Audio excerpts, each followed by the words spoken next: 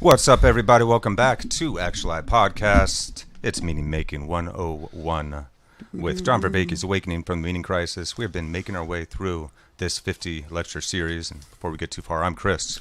I'm DJ. And together we are American Dharma. In fact, we have a show this weekend. I thought you were going to be like, together we are trying to figure out what John's trying to tell us. We are trying to figure out what John's trying to tell us. We're learning so far so many new terms and definitions and some incredible insights on how we can frame our relation with reality and how we may hopefully together awaken from this meaning crisis. And so that's the attempt, that's the hope, to help usher in an awakening. Let me get us live on And if Facebook. anything, it's a great lecture, and if you're just trying to kill the time and expand the mind, it works for that too. So True that. And what were you saying earlier about times? So, particularly within the last few weeks and such, we're all feeling that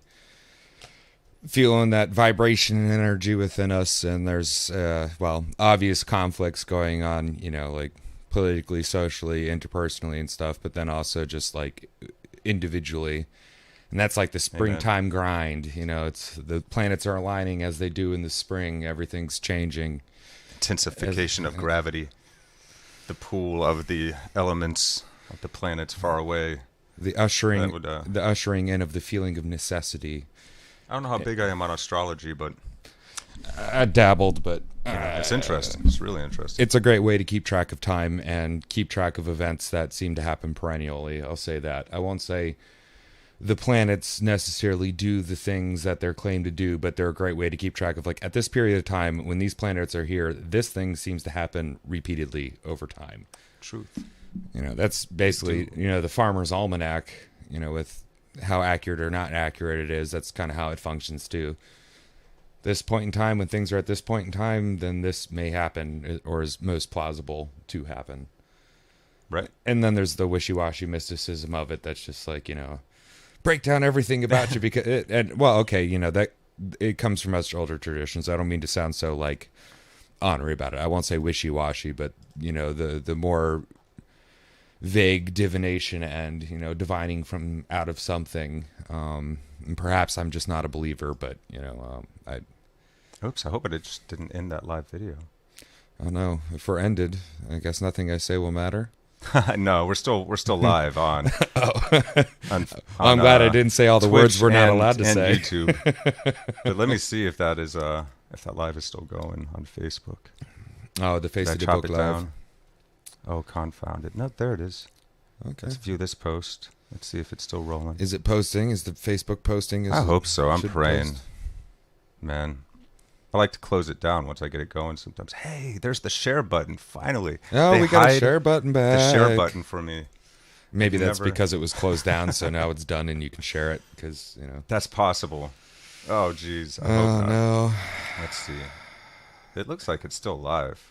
Yeah. Rock and okay, roll. Cool. Oh, yeah, I see. I just saw you say, oh, geez. Oh, geez. The transcription is going.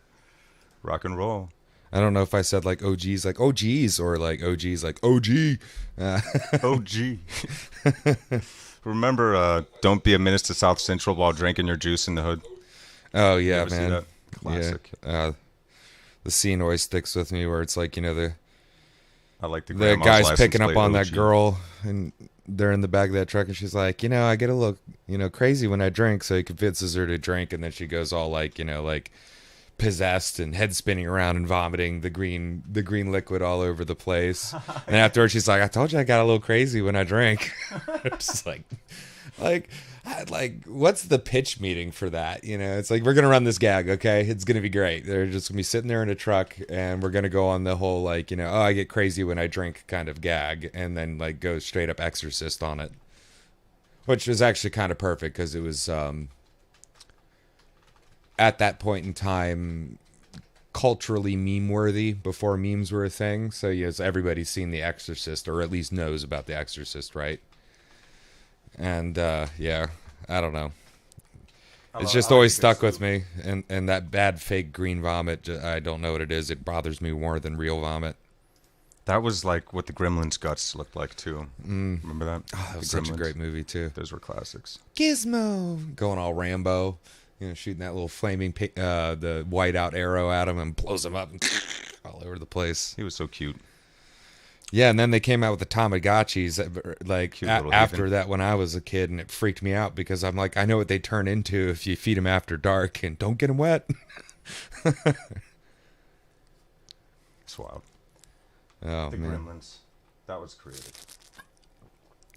And now as an adult, I realized it was actually a comedy movie, but when I was a kid, it was terrifying. So, Right? like, I got to see it as a horror movie when I was young, and then a horror movie, horror movie when I was young, and a comedy when I got older.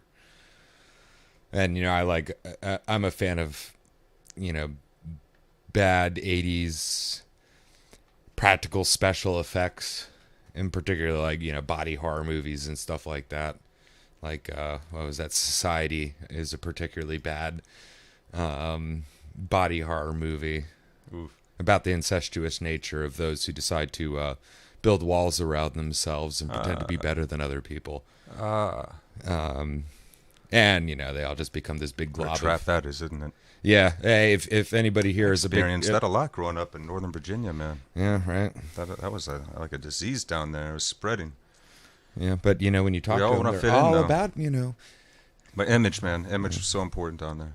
That's still important now, and more than just down there. Now For that all we of got us. I mean, we all have egos, and we get very attached to our egos. well, and even nowadays with like the internet too, you're no longer localized to area like geographic areas for image. So you get less of the the suburbanites and all that stuff, and you get more of the image you can craft on social media.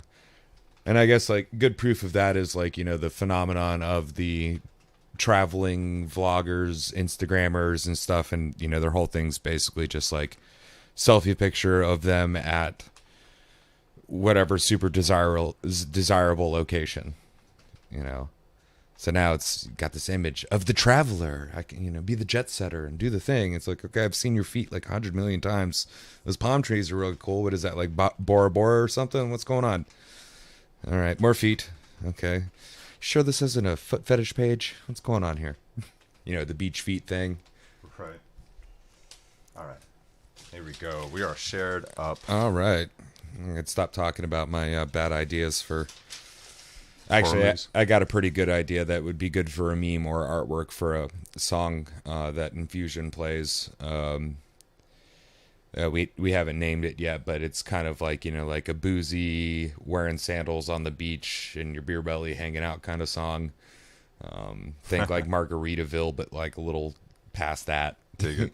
And it would basically be just like like one of them like iconic foot pictures of the beach and everything, but it's like you got feet and then you got this big like greased up fat guy belly like sitting there, and he's wearing like slip-ons at the beach. And that's all it is like the beach photo, and then this big fat belly, and then the feet sticking up with the slip-ons at the end. Like, I think that'd be great. And I can't describe the song right now, but the song is perfect for that because it's just kind of like that. Just embrace it, kick up, just be the fat tourist slob for a moment. I feel like we're looking for that presence whenever we go to lay on the beach. What we're looking for on vacation. We go camping, we go hiking up on the mountain. I like to stay in the shade. Beaches are cool, but man, I don't. We're all just trying to feel present, man. Just to be able to relax and just be here now in this moment for a little while, because we're always having to worry about the future, and we're always have the past sneaking up on us as well. So we're stuck in reservations and expectations that are both so weighty to carry around. It's hard to let the load off and just be in this moment. Well, it's probably one of the deeper problems we have as humans is like you experience something and that moment will never come back. So what do you try to do? You bring other people to try to simulate that moment, go to the beach and have that first moment of you at the beach, but it's not the same. And if you just let it be, then it would be even better. But you can ruin it by trying to make the moment happen. The moment that happened previously happen again, which can never happen, opposed to You can't make the moment. You got to be the moment. Yeah, opposed to being the moment. You got to just let it happen. So the problem in this case is like, like how to put on your nostalgia glasses to have the memory, but also remove them to have the moment as well. Mm-hmm. Like particularly when vacationing and stuff like that, right? Yeah.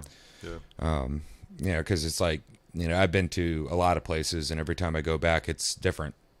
It's different, like I'm a person who has lived in one county for a long freaking time, and I can tell you how different it gets and how it creeps up on you. But when you go somewhere, experience something, and then come back, and you're not in it all the time, it's a huge change. You notice, there for a while, wasn't driving up through Hedgesville and stuff like that.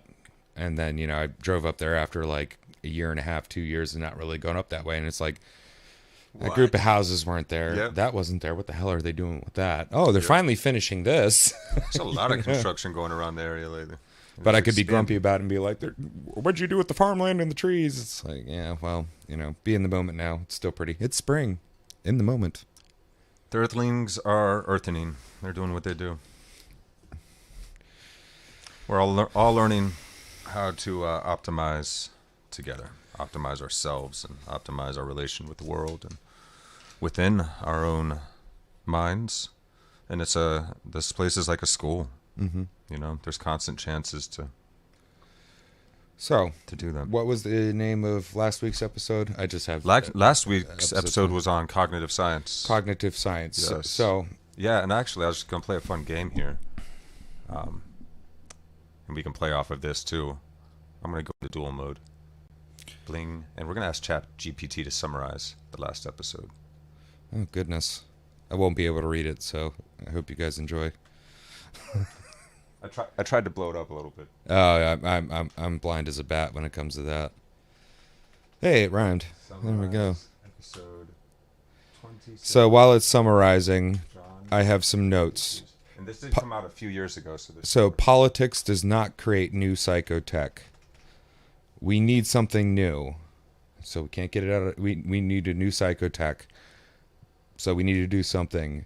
We can use science, but science is both part of the problem and part of the remedy as well. Yeah. And great point. And real quick before you go on there, for anyone that might be watching this for the first time or has forgotten the term.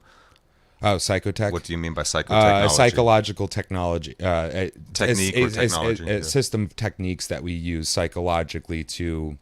And that's what achieve a lot of is. things. Yeah. It's just a system of techniques. So psychological technologies, handshakes are one of them. Language is another one of them. Alphabetic literacy, numeracy, and memes. Memes are also a psychotech that we've developed as well.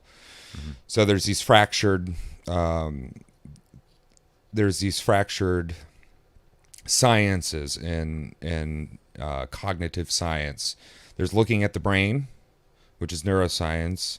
The informational processing, which is AGI, behavior, which is psychology, language, which is linguistics, culture, which is anthropology, and philosophy. Well, they're retired, but philosophy should be something that helps bridge right. the gaps between them, because they all do kind of cross-reference and cross-inform, but we've been looking at them as separated sciences. And Vervaeke's idea is they're all interpreting how to understand the awareness in the mind, and they all have different ways of doing it, different languages, and we run into equivalency. They make equivocation. We can make equivocations, which are kind of like miscomparisons. Yeah. So basically, I think what John Vervaeke's really getting at fragment our understanding of the mind. Creating a system that can allow us to bridge all of them together, right, without falling into equivocation. Because sometimes you can't look at certain aspects of the mind strictly through language. So you can't just be like, psychology. Well, you've got the mind, so you have language. Or you use neurology. Or use like 3 or 4 of them, and then maybe you can get into the language. So then you need philosophy to help bridge those gaps. So that whole process of bringing all of them together in a way that they are complementing one another and can speak together and understand together, is cognitive science. Yeah, and doing it in a way where it's integration, but not through equivocation. That's the word I was the looking equivocation for. is the term bullshit. This is the scholastic term bullshit. The salience without any truth to it. Yeah, something that is like very convincing. It's very bright in your awareness. So that's what he means by salient. Yeah, yeah. So Even when you know it's not true, it's still compelling. Like well, why we make sex in advertisement. we make American cheese yellow because it sells better than the white American cheese. So you put the coloring It makes in it more salient. Yeah, it makes it a little bit more real on the shelf. Yeah, yeah. So it bypasses our better knowing, and we bullshit ourselves to make it okay. I'm gonna eat the McDonald's. So It tastes good. I know it's not good for me, but that tastes good part of it, and that yellow and red is so salient that it just grabs your attention. Yeah, so CogSci concerns itself with the mind, not the different ways that we interpret the mind. Yeah, it's a multidisciplinary. Yeah, it's all of them, but looking at the mind. Which that's a noble pursuit because it's like when it comes to definitions, what do you mean by mind? Do you mean the brain? Do you mean the thoughts within the brain? Do you mean the self that has the presence of mind beyond it all? Like, what do you mean by mind? It's like, okay, well, that's what we're getting to. That's the question. That's the problem we're formulating. And we're fragmenting our understanding as all these different fields specialize without communicating with one another very well. So cognitive science brings them together and helps them communicate with one another. Yeah, and it's designed to address the fragmentation by its very nature. Yeah. Yeah. Let's see what ChatGPT said on this. This was wild. It just came up. The multidimensional thinker of What language. he just is unregulated by the... I just went off the screen for a second. My bad. ChatGPT is quick because it's not regulated by the same, basically, time counter that we go. This is interesting, though. So ChatGPT is strictly, well, as it says, as what's on the fine print, a language system. Language learning model. So this is, as we're using this, we're using it from the linguistics end of understanding the mind, if we're asking this question. So we're asking it to sum up the Episode video, 26, but only from the language part. Because also our mind exists portionally with language, with behavior, how it processes the brain, the culture that we're informed in, and then these grand ideas and our philosophical pursuits. So this is handling the language layer, shell, if you will. Sure, yeah. So you're going to have to read it for me because I can't, I can't see that far. So in episode 26 of Awakening from the Meaning Crisis, titled The Relevance of Buddhist Philosophy. That's not the right episode. Ha, it's wrong. See? You're wrong. But this is really interesting how it went to that episode. What was the title? Cognitive Science. That's the thing, too. It is just a language model, and it can only do so much. That is... Well, okay. I asked this earlier, and I think it gave me the right one. Let's try this again. Just be polite with it, because once it's your AI overlord, you want it to think positively of you. The episode title was Cognitive Science. Let's see what it says now. See if it corrects itself. I apologize for my mistake in the previous response. He discusses how okay, here it is. In episode 26 of Awakening from the Meaning Crisis, titled Cognitive Science, John Vervaeke discusses how cognitive science can contribute to our understanding of the meaning crisis. Vervaeke begins by introducing the concept of the extended mind, which suggests that the boundaries of the mind extend beyond the physical boundaries of the brain and include elements of the external environment. He then explores how this idea relates to the meaning crisis, arguing that our technological and social systems can become part of our extended minds and influence our cognition and meaning-making processes. Vervaeke also discusses how cognitive science can help us to better understand the process of attention and perception, which play a crucial role in our ability to engage meaningfully with the world. He suggests that practices such as mindfulness meditation can help us to cultivate greater awareness and control over I think it's just going back process. to a rough overview of previous episodes. It is. It's not doing it. It's not getting there. It gets to cognitive science again here at the end, but it's talking about neuroplasticity. This is older episodes. Yeah, and also probably picking up stuff that isn't directly from the episode or any of the episodes. What's up, ChatGPT? It can't keep up. It's just a language model. You know what it's doing? It's because at this point, because it's only up to like 3 years ago, and this series came out 3 years ago, it is only tracking back to the first few episodes. Is what it looks like, and it thinks it has episode 26, but it doesn't. It's lying to us by not It's basically informing lying us to us. previously that it doesn't have access to that. No, sorry. No. Well, it's an interesting experiment. But, this is a tool. This is a Sounds physiotechnology. like the episode I was asking about occurred after Chat GPT's. What would you call that? Data set. Data set. Data set date cutoff or That makes sense. it's data set cutoff. I don't know.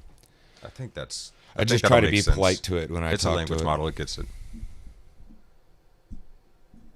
I don't know. I've thrown some hillbilly stuff Very at it and it don't interesting. get it. Yeah. Does it have two Whoa, what does responses it for say? you now? What is this? Interesting. Did you break Yeah. it? Are we in the back rooms now? Which one is better? Neither one is better. These are both skip this step. Yeah. Anyway. Or neither answer is better. There we go. What is cognitive science? Kong. Well, so I'll make a prediction. It's probably going to give us the definition that is the fractured definition. It's an interdisciplinary field of study that seeks to understand the nature of human. Wow! Geez, slow down, monster.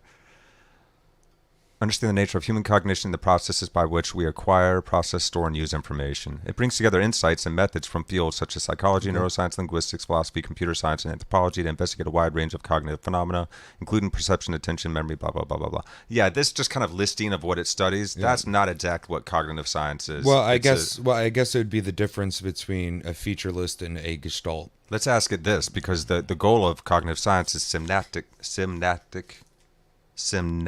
Thank you. Synoptic. That Because makes it's not it easier. synaptic, but it's still Synoptic. It's still connections, Yeah. but not Synaptic integration. integration. So I would define that as the connection between multiple different things, and particularly outside the mind. Because synaptic integration is in the head. Yeah, it's like Synoptic turning a multi-disciplinary practice into a Maybe the root Yeah. word is synopsis, as in the combining, the shortening, or when you're asked to write a synopsis about something, you're not writing out everything in complete detail. You're doing not necessarily a summary. Well, he's using the word synaptic, Is he using which comes from synaptic? neuroscience. Yeah, he is. That doesn't make sense, though. Well, because it does in that he's trying to bring them together into a single field, basically. Okay. And that he's saying that this is the way we use cognitive science. in the sense of a synapse, like in your brain. Yeah, synaptic integration. I'll have to. It's a metaphor personally, I'll have too. to It's a look over metaphor, but physically, that's what would be happening in the brain once you are integrating these different sciences together into like a collective discipline. I'll have to look that up. We've used metaphors to bridge between domains since Paleolithic times. So this is an inbuilt capacity that we have to bridge different disciplines and bring them together into one, like language and then singing language, for instance. Singing is one art, one practice, one skill. You bridge that with another skill that you have, you exact it into a whole new skill. So we have the ability to make long sounds and to make notes. We have the ability to speak. Exact both of those, and then you can sing. Well, Balanced well. if you can sing, If I you think can everybody can sing, but most people won't let themselves. Yeah, no, I agree. We all used to sing together. So it seems to, from the notes I've gotten, I'm just kind of scanning around from the notes, is, philosophy being the substrate, fluid that's in between all the practices. It's It's a great way. We need to connect them. to. It's the only one that can really speak between all of them. Yeah, as the integration of philosophy back into the sciences. You can translate linguistics into psychology, Yeah. psychology into with philosophy. But doesn't into, philosophy really help us ask the right questions too? Because science is all about answering questions, and it's not really good about asking the right questions, right? Yeah. How to ask the right questions. Now, mind you, there's a lot of great scientists that came up with great questions, but the hardest thing to come up with is a new question. That's why we run experiments and then go, oh, okay, well, why is it doing that? And then successive questions after that. Sorry, ChatGPT. Yeah, you tried. Yeah, we tried.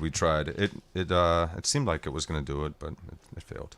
It also takes some iterations to work with it over a single session to get it going. Yeah, it sounds like the data set just needs to catch up, and it's confusing itself. And it's you can really explain pretty hard to stuff trick to these it. days. It's getting smarter. Yeah, well, we'll better learn how to use it We're still before it on learns how to use 3.5. us. Yeah, but I think 4 is out now, but it's not for everybody. Yeah, let's slow that down. I hope so. There's the moratorium that's being suggested I'm down by with all the leaders in the computer industry, geeks that AI are like, industry. They're all like, we need to put this whole thing on pause because we are seeing the beginnings of AGI, and we're not ready for this. We don't have any ethical foundations in place. We need regulations. They're actually, corporate entities asking for regulations because they are now scared. So we have hit that point in history, and that's weird. So what we need... That's a weird spot to be for a human being. What we need is a multi-app construct. Yes. In order to engage all these all these fields of practice and discipline together. And multi-app being like it's able to affect many things. Therefore, therefore it has power to it. Mm-hmm. And that's one half of the plausibility matrix. It can bridge multiple domains at once, so you get an overarching integration. Yeah. And that's what he means by synaptic integration. Okay. This is overarching integration. It's like, imagine the neuron webbing out and linking itself with other specialized neurons, specialized neuronal webs, and creating a larger web. Yeah. And in any good system, there has to be adequate constraints. And the constraints that we're using here is the plausibility constraints, which I call it the plausibility matrix. So you have to have many sources that are all separate coming together and pointing towards the same thing. But then that same thing they're pointing together also has to be multi-apt, multi-applicable. Because if you don't have that multi-aptness, then it's this far-fetched thing. Okay, yeah, a lot of people are saying it, but it doesn't apply to any... Or no, it's weak. That's what it is. It's weak. So yeah, a lot of people are saying it, but it's weak. It doesn't apply to anything. The other end of that is, you can have, something that is multi-apt. I might be messing it up, but one is far-fetched and one is the other. You need both. Because, if you're lacking one end, you're going to go into the conspiracy theory or just the blind faith rabbit hole that leads you further and further away from reliable, what is reliably plausible. So our constraints are literally, does it come from many sources all pointing to the same thing? And does the theory apply to many things all at once as well? Yeah. So how can we tell if we're doing this well? We're looking for elegance. That's what multi-aptness shows up in elegance of understanding. And that's the power capacity of the argument, to communicate. The elegant argument. Yes. Which we are lacking still. We are lacking this right now, and that's the project of cognitive science. We've come up with many divergent lines of information rather than convergent. And we need to get these different fields studying the subject of mind convergent with one another. Yeah. The more convergent, the less susceptible to bias. Yeah, we talked about bias. So you could imagine you have the idea and then you have what's coming in and then you have what's leaving. Well, if you have the information coming in is only from one place or limited places, that's bias. Mm-hmm. So you have to make sure you have as much input as possible. Yeah. But then you have to have as much usage on the other side as you can as possible. And if you have maximal or optimal on both ends, you have a sound integrated system of understanding mind. Mm-hmm. Well, and I'm going to do 2 fingers, not 4 fingers, mind. Yeah, right. Because it's what the hell is it?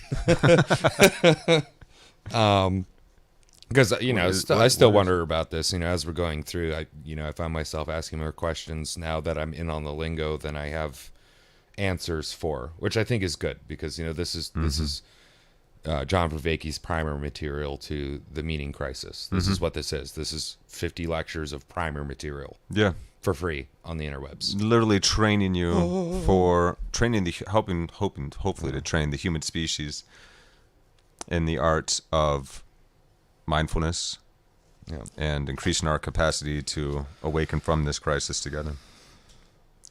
So, in my notes, I'm seeing a lot of. So we're looking for things that help afford integration. Yeah. The conspiracy gives lots of lines of data, but little convergence. It's trivial. It makes no difference. That causes no insight, affords no integration. just like with the idea of love as a word. You can say love is just a 4-letter word, but that's a false equivocation. Love, because you're discounting or you're not considering love as a concept. You're just saying it's a 4-letter word, but what is love? When you think about what love is, it actually, and that's not just a 4-letter word, it's so much more. Yeah. So that's how we can equivocate. And sure, or nothing and no thing. Mm-hmm. Right. Which are two totally different things, because you could say there is no thing that is better than life. Yeah. Or you could say there is a sandwich is better than nothing. Mm-hmm. Which That was a good example. Nothing in the sense of not having anything, like not having the sandwich. And then the first sense is there is no thing better than life. Whereas the other one is, well, sandwich is better than not having anything, which is different than no thing is better than life. Well, then the sandwich is better than life. Okay, great. But that doesn't make sense, though. Yeah, there's no thing and then there's nothing. And that's a great example. It's like, because they sound exactly the same. Yeah. So you can say. But it's different. Yeah, it is. Like completely different. It is. And it just depends on how you say it and what you're considering. And what you got to analyze the idea as a concept. So things that are bullshit are super salient, but there's no account of actual truthfulness. Sounds deep, but it's not deep at all. When you say like the love example, or there's, what was the sandwich example again? So I don't know. I'll say it the way I say it is there's nothing better than life, but a sandwich is better than nothing. There's nothing better than life. But eating like having a sandwich, which is implied that you're hungry. But a sandwich is better than nothing. So now that you could make a false equivalency and say that nothing is better than life. But this keyword "nothing" is the problem here, because one is there is no thing. You mean no thing by one. Better than life, and then the other one means, well, eating is better than not eating. Yeah. Nothing in this sense means not eating, opposed to no thing. And we're kind of over-explaining this, but this is something that we really, it's tricky. Yeah, we're trying to make sure that we do this all the friggin' time, and even if there's things that you're really hip on and you're quick to recognize, there's other things that we're going to pull this false equivalency with ourselves, and we all do it, and it's really hard to recognize when we're doing it. But it's helpful. It's very helpful too. So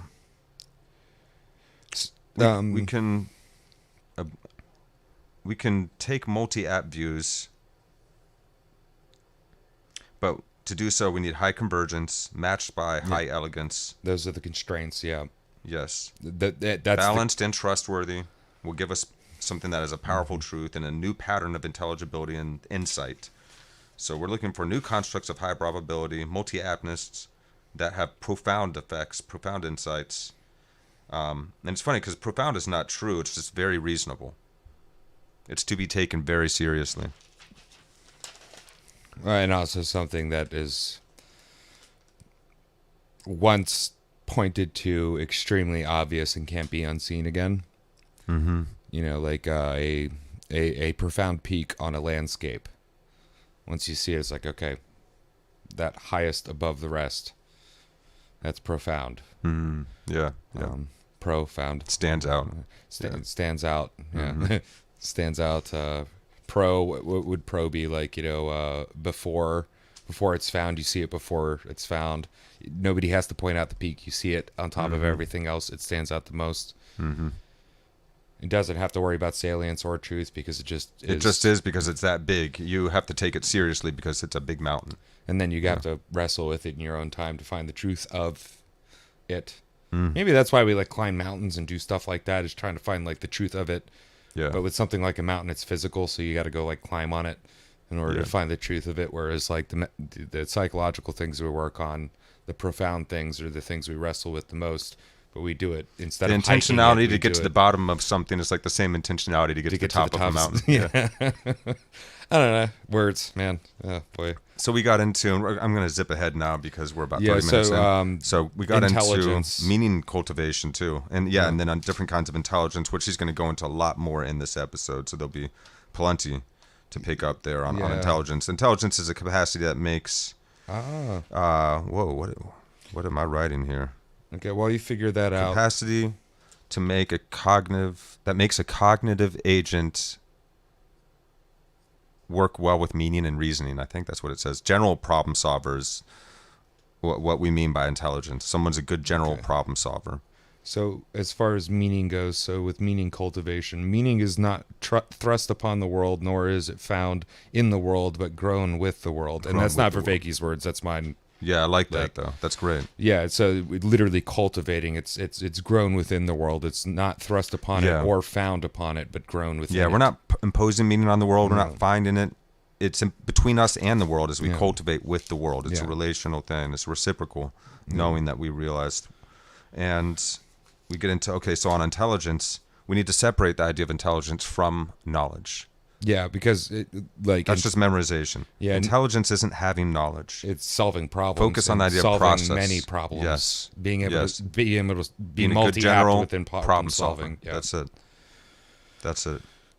Well, yeah, because it's like you could take a test. It's like how smart are you? Like like Jeopardy, right? Like those guys are really smart. It's like they may be smart because they're holding a lot of knowledge to be able to like recite, and that does take a certain faculty within the brain to be able to hold to understand the knowledge so that it sticks. Yeah, but you could have somebody that doesn't remember all that stuff that can tear apart your engine, know exactly what's wrong, be able to see the smallest minute things, and an engine like a motor in your car is a lot of different things all working together, and you have to figure out. You have to literally be a general problem solver in order to figure it out, because you're going to have very tiny clues. It's not one thing. Or no clues. It's a bunch. It's also a bunch of integrated systems that.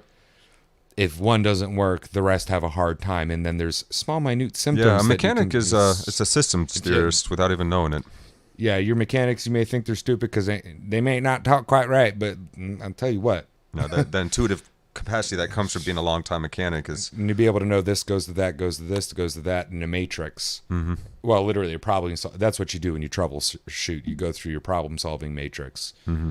If-then statements, as well as first you start here. If you hear this, then possibly this, or this, or this. But if not this and this, then don't worry about this and this because it couldn't be that. So then move on to. Mm-hmm. It's kind of like how we classify mushrooms and other plants. If it has this feature and this feature, then move on to this next key portion in the key. They call them keys, and then. But if it doesn't have that, then move to this next portion of the key, and then it's just if and then statements all the way through.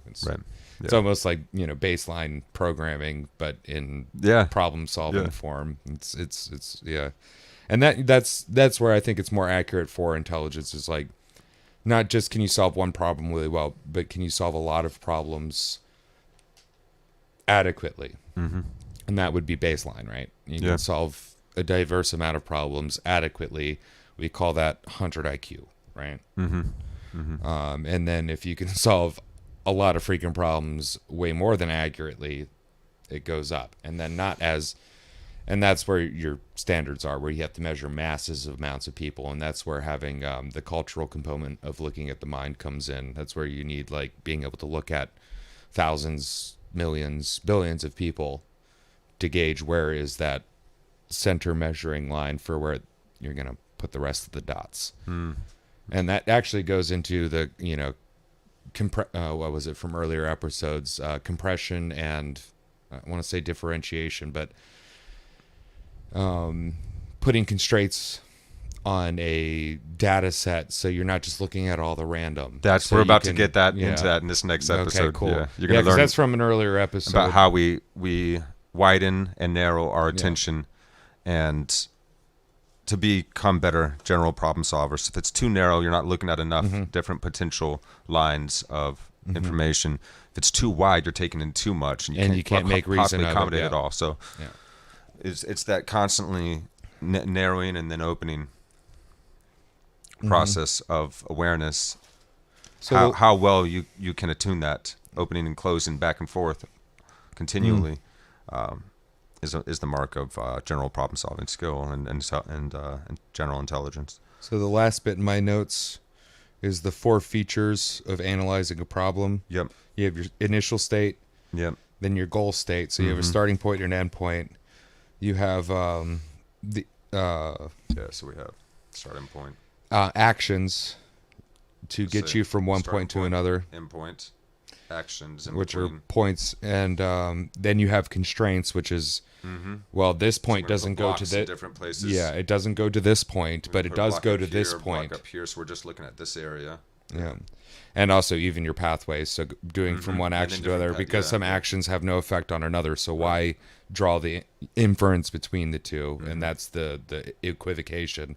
So the constraints are removing the equivocation. And if you want to get down there, you have to follow your problem back around into the problem, and sometimes maybe you have to do that to then eventually spiral your way back out. Right. But the pathways are like your constraints, right? There you go. And then you have this space that all this happens in, the problem space, that you can work things out, and you can look at these different actionable components. Yeah, the search space he was calling it. And this is how it's used in language modeling. Yeah.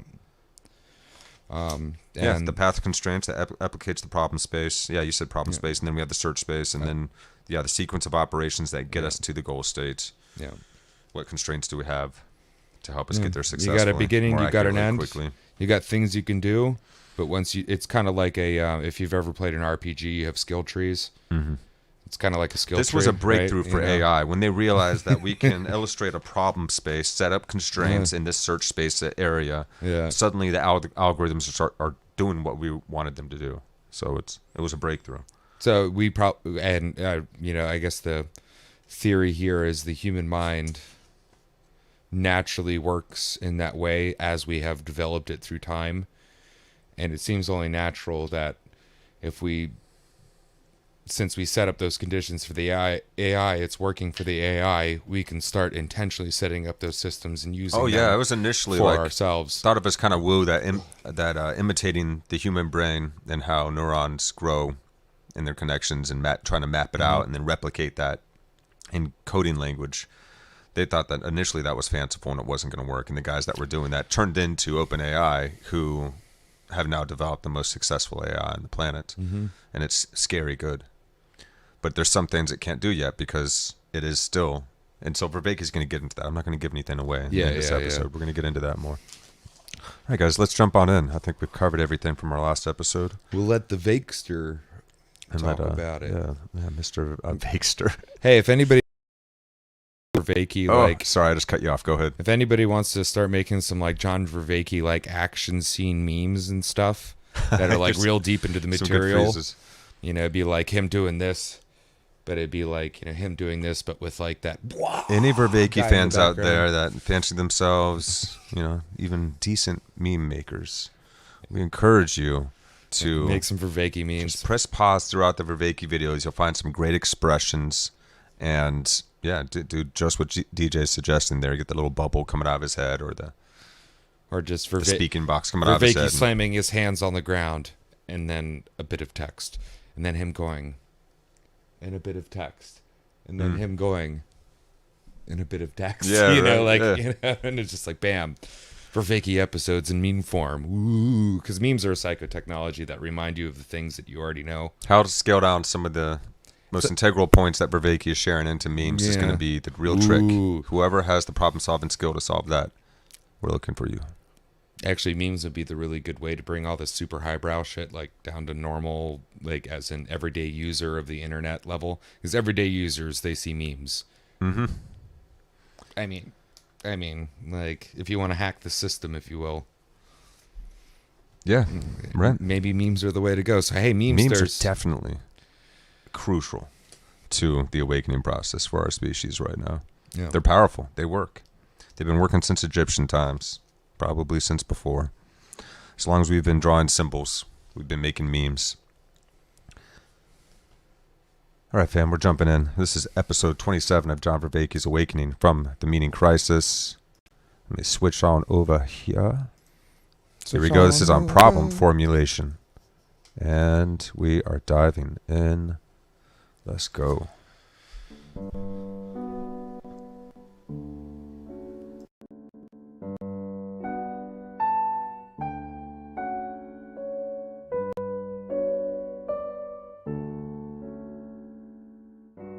Welcome back to Awakening from the Meaning Crisis. This is episode 27. So last time we took a look at the nature of cognitive science and argued for synoptic integration. that addresses equivocation and fragmentation and the ignorance of the causal relation between these different levels, which we talk about mind and study mind.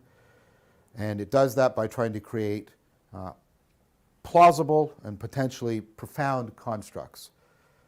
And then I propose to you that we start doing cognitive science in two ways. First of all, just trying to look at the cognitive machinery that is responsible for meaning cultivation, but also try to exemplify that pattern of bringing about synoptic integration through the generation of plausible and potentially profound constructs. So we took a look at the central capacity to be a cognitive agent, and this is your capacity for intelligence. And of course, intelligence is something that neuroscientists are looking for in the brain, and that artificial intelligence, machine learning is trying to create. They're trying to create intelligence. Psychology, of course, has famously been measuring intelligence since its very inception. The word intelligence has reading between the lines, which we'll see, has a lot to do with your use of language, and etc. Culture, of course, seems to be deeply connected to the application and development of intelligence. So intelligence is a great place to start. And then I said we need to be very careful. We don't want to equivocate about intelligence. We want to make sure we approach it very carefully, because although it is very important to us, we often are using the term in an equivocal and confused manner, and therefore bullshitting ourselves in an important way. And then I propose to you that we don't focus on the results, the product of our intelligence, our knowledge, and what our knowledge does for us, our technologies, for example. We focus instead on the process that allows us to acquire knowledge, because that way we have something, we can use intelligence to explain how we have acquired the knowledge we have. I then propose to you to follow the work that was seminal both in the psychometric measure of intelligence, Binet and Simon, and the attempt to artificially generate intelligence, the work of Newell and Simon. And this is the idea of intelligence is your capacity to be a general problem solver, to solve a wide variety of problems across a wide variety of domains.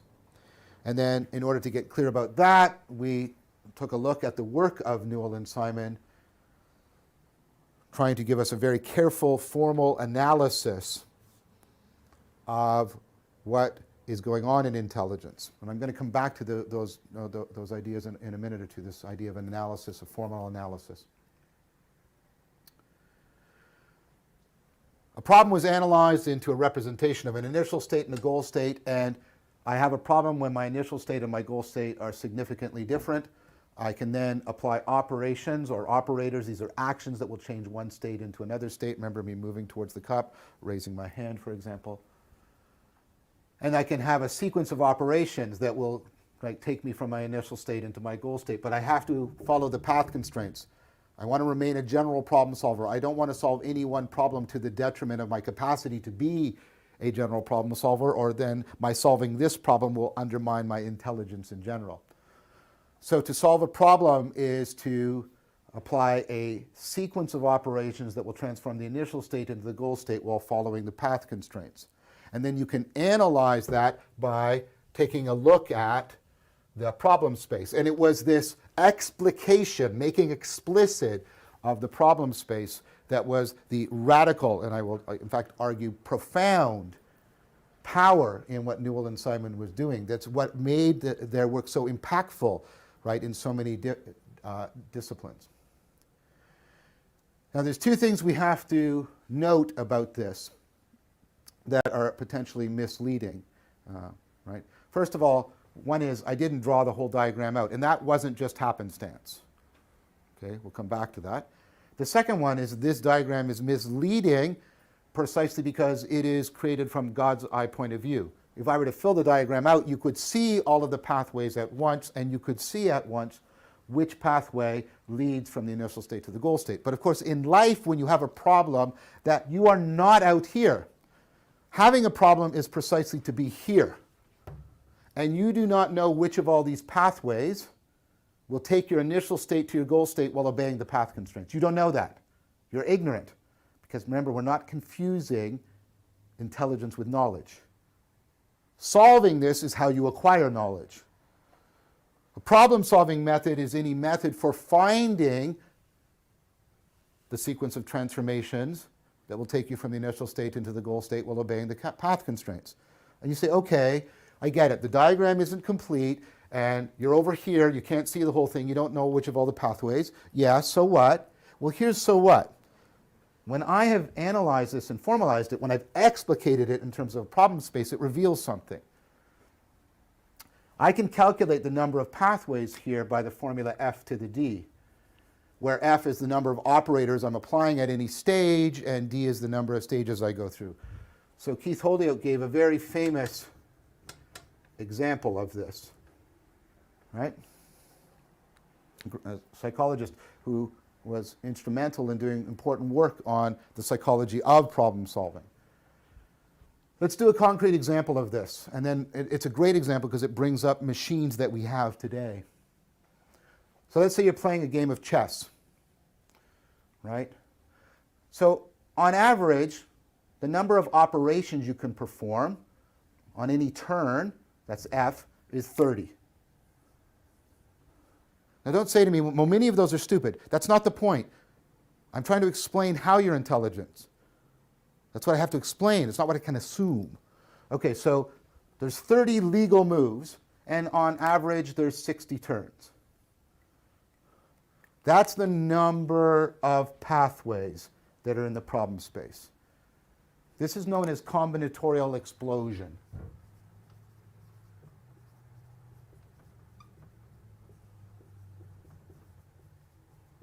It sounds like a science fiction weapon, but it's actually a central fact.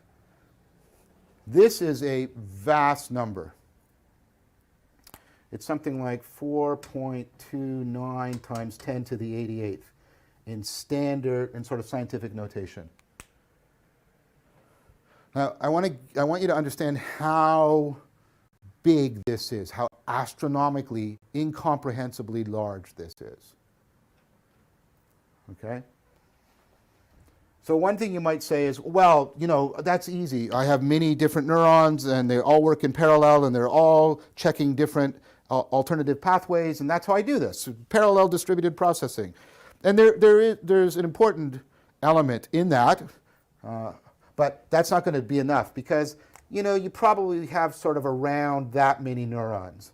Now, that's a lot, but it's nowhere near this. And you say, but it's not the neurons, it's the number of connections. And that's something like 5 to the 10 to the 15th. And that's a big number. But you know what it's astronomically far away from? It's astronomically far away from this. So even if each synaptic connection is exploring a pathway, this is still overwhelming your brain. In fact, this is greater than the number of atomic particles that are estimated to exist in the universe. This is, in a literal sense, bigger than the universe. It's big. And what does that mean? That means you cannot do the following. You cannot search the whole space. For very, very many problems, the problems are combinatorially explosive, and therefore you cannot search the space. You do not have the time, the machinery, the resources to search the whole space. Now here is what is deeply, deeply interesting about you. This is sort of my professional obsession, you might put it. If I could represent it this way, right? If this is the whole problem space, this is what you do somehow. You can't search the whole space. And I mean, you can't look here and then reject. Because if you look at this part of the space and reject it, and then look at this part of it, then you end up searching the whole space. It's not a matter of checking and rejecting, because that's to search the whole space. What you do is somehow do this. You somehow zero in on only a very small subsection of that whole space, and you search in there, and you often find a solution. You somehow zero in on the relevant information, and you make that information, right, effective in your cognition. You do what I call relevance realization. You realize what's relevant. Now this fascinates me, right? And that fascination is due to the work of Newell and Simon. Because how do you do that? Like, and you say, well, the computers are really fast. Even the fastest chess-playing computers don't check the whole space. They can't. They're not powerful enough or fast enough. That's not how they play. So this issue of avoiding combinatorial explosion is actually a central way of understanding your intelligence. And you probably hadn't thought of that before. That one of the things that makes you crucially intelligent is your ability to zero in on relevant information. And of course, you're experiencing that in two related but different ways. One way is, and the way this is happening so automatically and seamlessly for you, is the generation of obviousness. Like, what's obvious? Well, obviously I should pick up my marker. Obviously I should go to the board. Obviousness is not a property of physics or chemistry or biology. Obviousness is not what explains your behavior. It explains your behavior in a common sense way, but obviousness is what I scientifically have to explain. How does your brain make things obvious to you? And that's related to, but not identical to, this issue of how things are salient to you, how they stand out to you, how they grab your attention.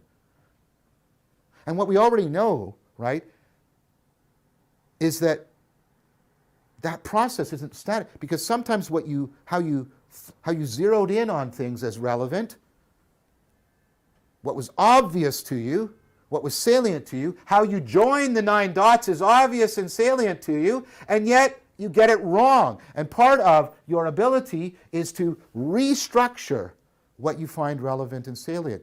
You can dynamically self-organize what you find relevant and salient.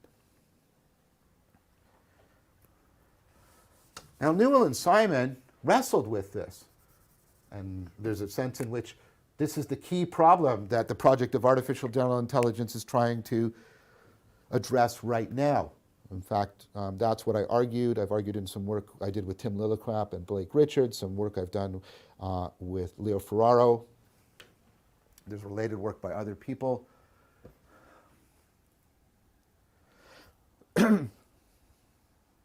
But Newell and Simon realized that in some way you have to deal with combinatorial explosion. To make a general problem solver, you have to give the machine, the system, the capacity to avoid combinatorial explosion. We're going to see that this is probably the best way of trying to understand what intelligence is.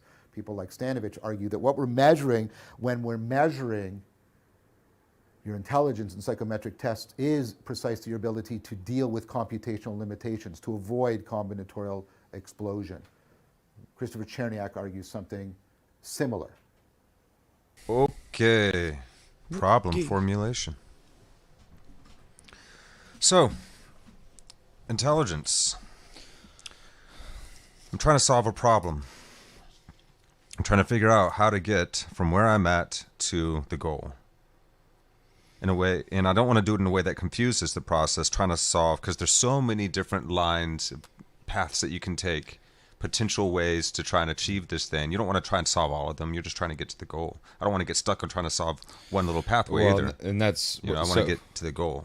With the graphic that he drew up, that's not how we see it, because like that's the God's eye view where you can see all the things all at once, but really we're only seeing, well, once we're done, only the path and then the Yeah, we don't see the problem divergent space. paths immediately that we Yeah. decided to abandon. We don't have You this God's see eye the view whole like we're space, looking down yeah. at a map and we can see the whole space So we have and all the different ways and which one is the right one. an incomplete view of all the options. Yes, And in so- real life experience, we just So we have the very simple equation, f to the power of d, which f being the operator, the number options, the number of options or operations. and then the d is the number of stages, basically. Yeah, different pathways you could take to get there. So in the case of chess is from the first move you have 30 options, and on average there's 60 rounds of chess. So it's 30 to the 60th power. Yes. Which is ridiculous because that's 30 times 30 times 30 times 30 times 30, 60 freaking times. The old school calculators we had would break. Yeah. Before we you got get the that new error Texas Institute. symbol very Yes. quickly. Yeah. So you're... He said that we have more neuronal pathways in our brain than there are atomic particles in the universe. Yeah. So just to break down what F is in another way, is F is your initial options, if you can think of it that way. So F is how many initial options do you have from any given point, right? And then D is your iterations. How many iterations are you going to go through that are going to create Yes. initial So options? the point of this is it's a huge number of possibilities, and your brain, while it might be able to map all that out, you don't have the time or the resources to do that. Yeah. It's just going to take forever. Well, so what do we do? And our intelligence is actually our capacity to narrow the field of what we're looking at and to do that accurately, reliably. So Yeah, we and that's narrow what our John attention. Vervaeke calls relevance realization. That's where he came a up with the term component of relevance the realization. Intelligence would be, where's the relevance within this? What's the relevant pattern within this series of chaotic options, if you will? And actually, a lot of what the intelligence tests are being able to find supposedly arbitrary patterns within a set. Yep. So they'll like show you like a certain order of shapes, That's and exactly then have it, a yeah. missing shape, and then give you options. What one should come next? Yeah, exactly. Yeah. Well, there's a lot of Pattern options. It's recognition, like, your are we ability to doing it shape? reframe. Are we doing it color? Yeah. Are we doing shape Exactly. and color? So Are we doing how quickly and accurately you can narrow your attention in order to zero in on the relevant informational area through your relevance realization is a sign of your intelligence. And so that Your- ability to zero in and to helps us generate a sense of what's obvious, So which is similar to the sense maybe of salience. that generation of the ability to generate obviousness is an accurate marker of the intelligence. Right. You know, Yeah. it's like, yeah, you can tell me all the stuff that doesn't have to do with any Potentially, of this, yeah. but the intelligent mind in this case can find what is most obvious, But and not just generate obvious. A really obviousness. good sign is profound, because he told us sometimes something can seem obvious, but it's not right. And so our capacity to then reframe Yeah, is another yeah, and using is another aspect of reorganization. relevance realization. Well, Utilizes. if you can't find anything within this shape of, say, the data, the nine dot problem, you reframe the problem, and then you reframe it again until something obvious comes. Yep. Yeah, we keep doing this like in and out with our attention. We're zooming out, we're zooming in, zooming out, zooming in to find what feels relevant. It feels obvious. Okay, I'm going to look at this. Oh, that's not it. Let me look over here. Boom, profound connections and integration. And all of a sudden, okay, that's it. So now I can zoom in. And I guess so. We need this to avoid, what do you call it, combinatorial explosion. Yeah. Like there's just basically many options. There's too many options, too much Yeah. crap. Yeah, exactly. That's it. That's you how know, we deal with so we combinatorial gotta- explosion. So teaching AI how to basically have a way to deal with and avoid combinatorial explosion is where the real breakthroughs started to happen. Well, now we won't be able to like do it like Captain Kirk did, where he convinced that like probe robot that like if his creators that created him were imperfect, therefore he must be imperfect. Oh no! Oh no! Oh no! Eject him before he explodes. Well, I guess AI aren't going to work like that now that we're teaching him that. No more of this cheesy. Well, I'm sorry if Shatner, or not even Shatner, if Kirk confused a robot your robot wasn't worth crap. Kirk, I'm sorry, I'm a Jean-Luc Picard fan all the way. Kirk was a goof, man. He was funny. Yeah, He's quite I the like his ladies' spoken man. word, man. He's hilarious. He's actually a great. He's a funny guy. Oh yeah, no Shatner. And he's got a No, I separate the actor talent from for the stage. I separate the actor from the captain. You got it. Yeah. I have a bit of That was so corny back in the day. I have a man. negative It was- disposition. Well, no, just Kirk. Not to go on a sideline, but Kirk as a captain should have gotten in a lot more trouble than he did, and he was lucky to have such good friends around him because he That was was it, kind man. of a Without pushy Mr. jerk. Spock by his side. But Picard had his issues too. He was a cold, callous bastard until like the very end. It took him being broken by the Borg to realize the value of family. I haven't seen any of that new Picard show. I'm afraid that it's probably crap, like everything else. Every new remake the is. storyline was bad until the last few episodes that I saw, and then it started actually getting good. But it was just kind of crap. Yeah, Oh, that's a shame. it doesn't feel like Star Trek.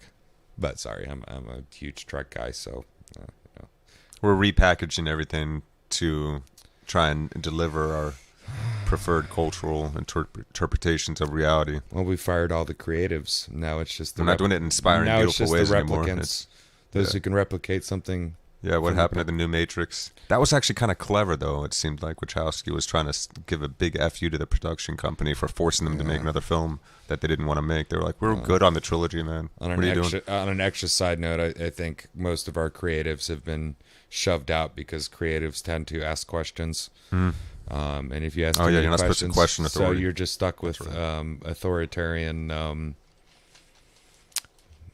and Sycophants? non-player characters who just can only replicate what kind of like what ChatGPT is. It can only replicate from its data set. It can't come up with anything new. Even though it can kind of convince you Yeah, that if they it's could new. come up with something new, we'd know we had AGI on our hands. Yeah, well, we don't have humans. The we, first or we have a sparkles of lot AGI and ChatGPT we have a 4. lot of we have a lot of humans at this point that can't come up with anything new, and I don't think it's a problem with the machinery or necessarily the individual's capacities. I think it's Here it's a problem of very sophisticated indoctrination, psychological manipulation techniques. I would say a used en masse. metacultural problem, if you will. Yeah. The culture above all metacultural problem. Meta crisis, baby. Yeah. We're in it. Yeah, the metacultural problem is a part of that meta crisis that humanity is now facing. Many existential crises facing our species, the meaning crisis being at the root of it. But don't you know, everybody in the past will never be able to live up to our standards. So they're all just scum. They believed crazy backwards things. Even people who were just 20 years ago making these things. Nope. They're in the 5 past. years ago. They believe horrible things, and they're horrible people. That lens of the ultimate history of now We know better. knows better. And we have to force That's the our utopia beliefs at the end of history. on everyone else. But that's back to the Hegel episode. So Yeah, right. Hegelian dialectic for the lose. yeah, just sit down next to it. The system will work itself out. We can get to utopia. Yeah, we'll understand history perfectly, and it'll be fun. Okay.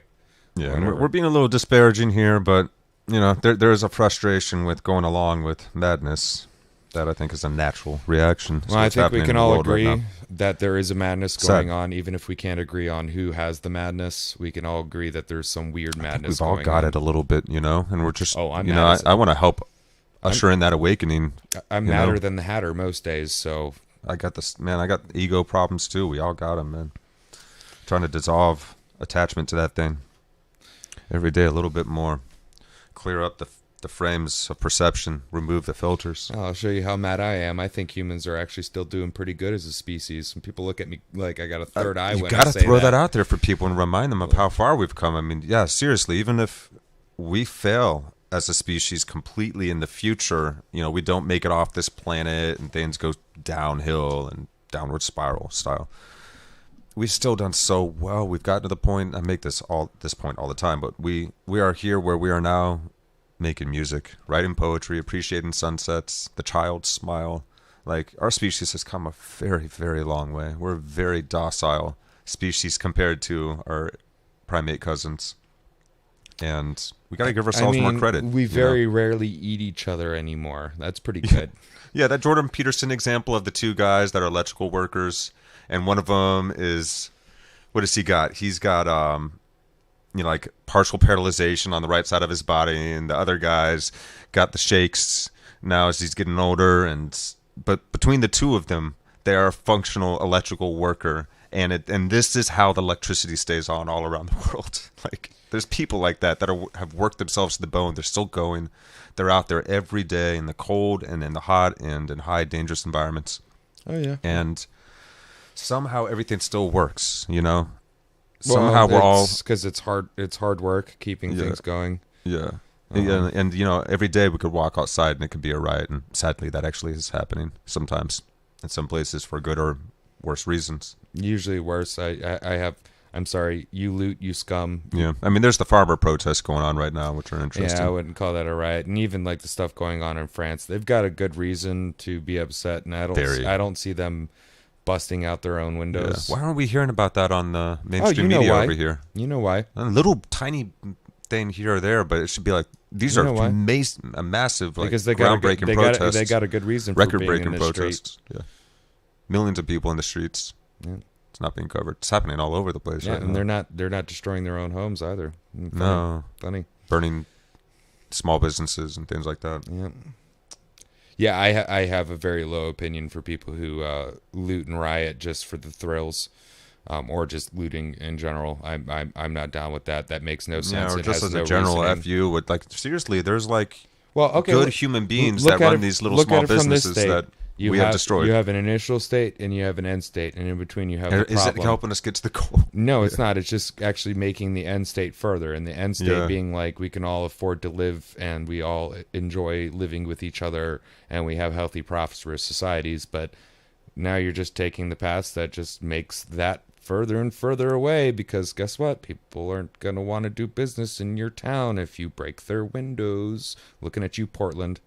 Looking at you, Seattle. Looking at you, Chicago. Just saying. What are we doing? What are we doing? We're not problem solving. We're making more problems, and not even good problems. Yeah. Yeah, sorry. It's okay to be upset, but what are we doing? How are we getting to a solution to ameliorate the issues and to make a more peaceable world together? Well, that's that. Are we willing to find compromise with those with whom we disagree, or are we just going to demonize them? Or what's the? Because the more you demonize, the more giving you an excuse to end up in a violent situation. You're giving yourself that excuse. Well, where's the relevant information, and how do we reveal that, and how do we encourage each other to become accustomed to revealing relevance? And because, like, a lot of the times we do a bunch of dumb shit because we don't know it's relevant, and we're just going to do it because we're emotionally responsive opposed to cognitively active. Mm-hmm. Passion rules reason and all that jazz. So it's like, so when we're thinking of other people as like complete monsters and overgeneralizing whole giant groups of people, like saying all conservatives are this, all liberals are that, it just seems like a very dangerous idea to be putting out into the unfortunately, world. I think there's a lot of participation in. Are we getting closer to understanding one another by doing that? Are those people really monsters, or are we just upset?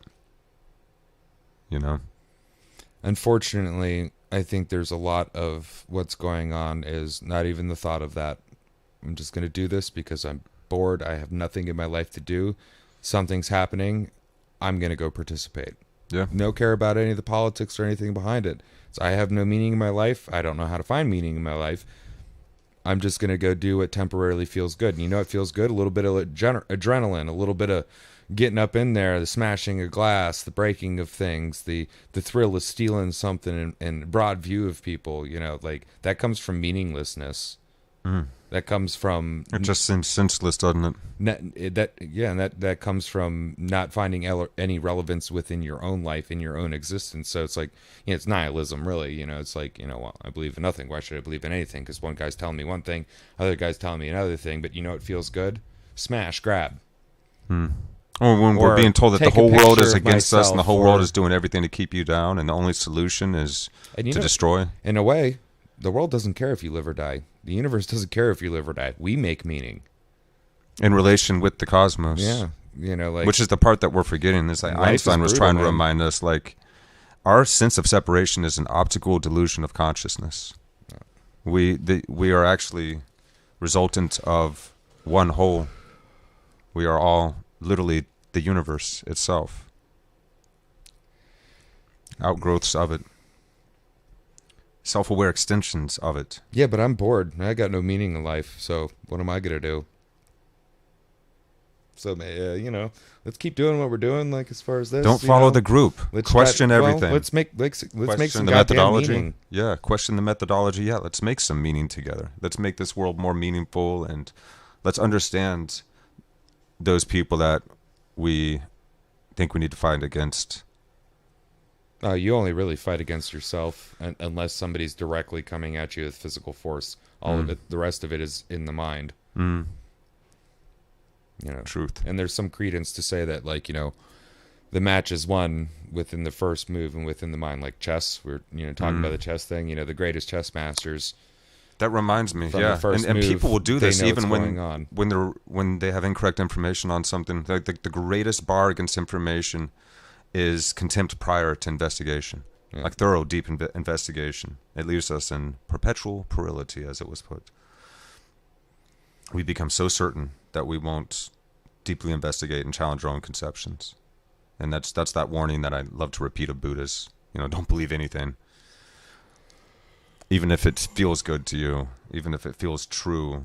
Even if authorities say so, parents say so, blah, blah, blah, blah, Well, blah. I know Only after careful investigation, finding it's good and true for one and all. I know I said this in a previous episode, but we just got to make this cooler than the other options. Hey, this is cool. This is cool. This is awesome. Hey, what are you doing? That seems pretty cool. Let's make it cool. Trying to figure it out together. Let's make this making cool again. Let's hanging around the fire and telling the story about the hunt and rebuilding, rebuilding these psychotechnologies and systems within ourselves with the help from the past and people like John Vervaeke. Let's make that cool. Let's make that the bee's knees. Let's make it cooler than blue suede shoes. Let's do it, because that's the only way. Because like the art of understanding, you can't force it on people. All you can do is just intrigue them. So maybe using a little bit of bullshit, saliency, manipulation, being like, "Do you want to be cool? Do you want to wear the glasses? Or you share a profound... You don't have to worry about that. You just show up and you do this because that's advertising's technique, but you can also share a profound truth. And you can also, like you said, inspire. Yeah, well, there's a lot of sharing a profound truth, but I can tell you what, most of the internet and most of the people I know don't even talk about this, even though they're still talking about profound things. The meaning-making thing, hardly anybody mentions that because it's not cool yet. No, it's we need not. to make it cool. It's going to. It's becoming cool right now. And let's if be on the forefront, man. If that wave's breaking, let's be on the forefront of it. Find Vervaeke and his people, and let's be like surfers doing the real we'll continue cool to share more. I got to do a better job on Actuali Podcast Facebook page, where I like to share a lot of stuff that relates to this whole work that we're engaged in through Actuali Podcast, the work that Vervaeke is engaged in. Because hey, the nerds are cool, man. Yeah, because I like the idea of the orientation of figuring these things out together, and those very difficult subjects that we're trying to understand, the places where we have disagreements, coming with an orientation of trying to understand each other's terms and understandings of ideas so that we can relate with one another, see where people are coming from, and actually try and understand one another instead of just compete over ideas and hold too strongly over our preferred or even what we think is true, like our certainty. Or we if we're going to compete with certainty. ideas, the battle of debate. Let the battle of debate. Let's put everybody in the arena and debate these ideas and let's make learn it cool. If we can, and we can do this. We can learn how to do this without letting ourselves rise to anger so much. And if we find ourselves rise to anger, bring it back down. It's not helping. It's not something to take personal. We're trying to figure something out together, and we have more than one mind to do it on this planet. Well, we keep thinking that we're just ourselves. We don't realize how integrated we are with everything and everyone around us already. Right. So as we go back in, we are the world. The being able to zero in on relevant information is what makes you intelligent. And we want to avoid the explosion of too many options. Yeah, right. And there's some smart ladies and gentlemen's and gentle ladies and lentilmen's that we're going to, I guess, learn a little bit about. Yep. Actually, this image that we got of John Vervaeke up here, you can't see right now, is very meme-worthy. Let me bring it up. That's him attacking the board. Yeah, he's making the claw fiercely with the claw. That's one of the. That actually, like he does that a lot. He does like the from the head thing. He does the claw. He does the on the table. But they actually like he does claw that table sometimes. Like, brah! I have a point. I pull it out of my head. 5-finger death I put punch it on the table. To the table. Yeah, he does, man. He puts his ideas down. He puts them down well. All right, we're back into it, guys. Let's go. I'm going to rewind Mr. Vervaeke just a bit here. what they propose. What they propose? Propose. Propose. Okay, here we go. So what did Newell and Simon propose?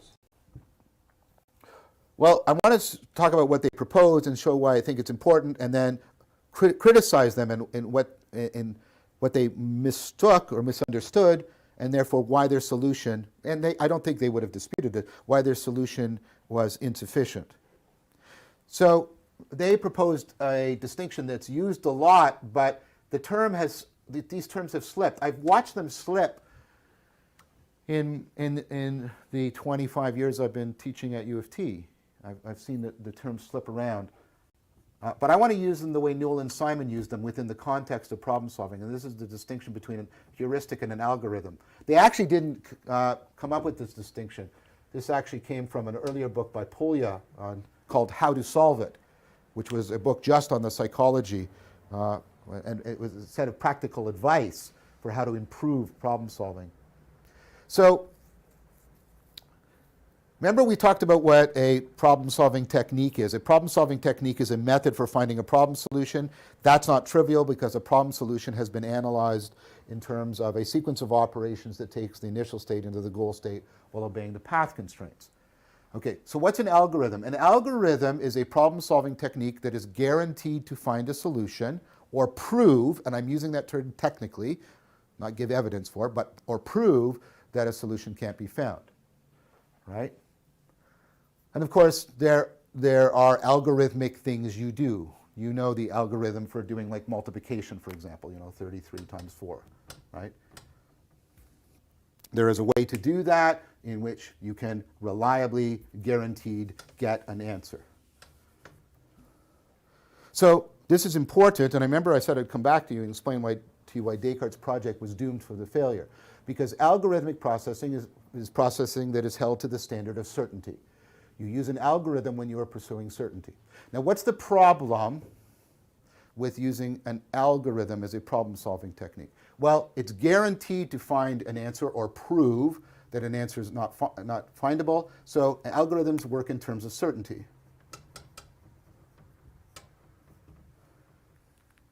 Ask yourself, in order to be certain that you found the answer or prove that an answer cannot be found, how much of the problem space do you have to search?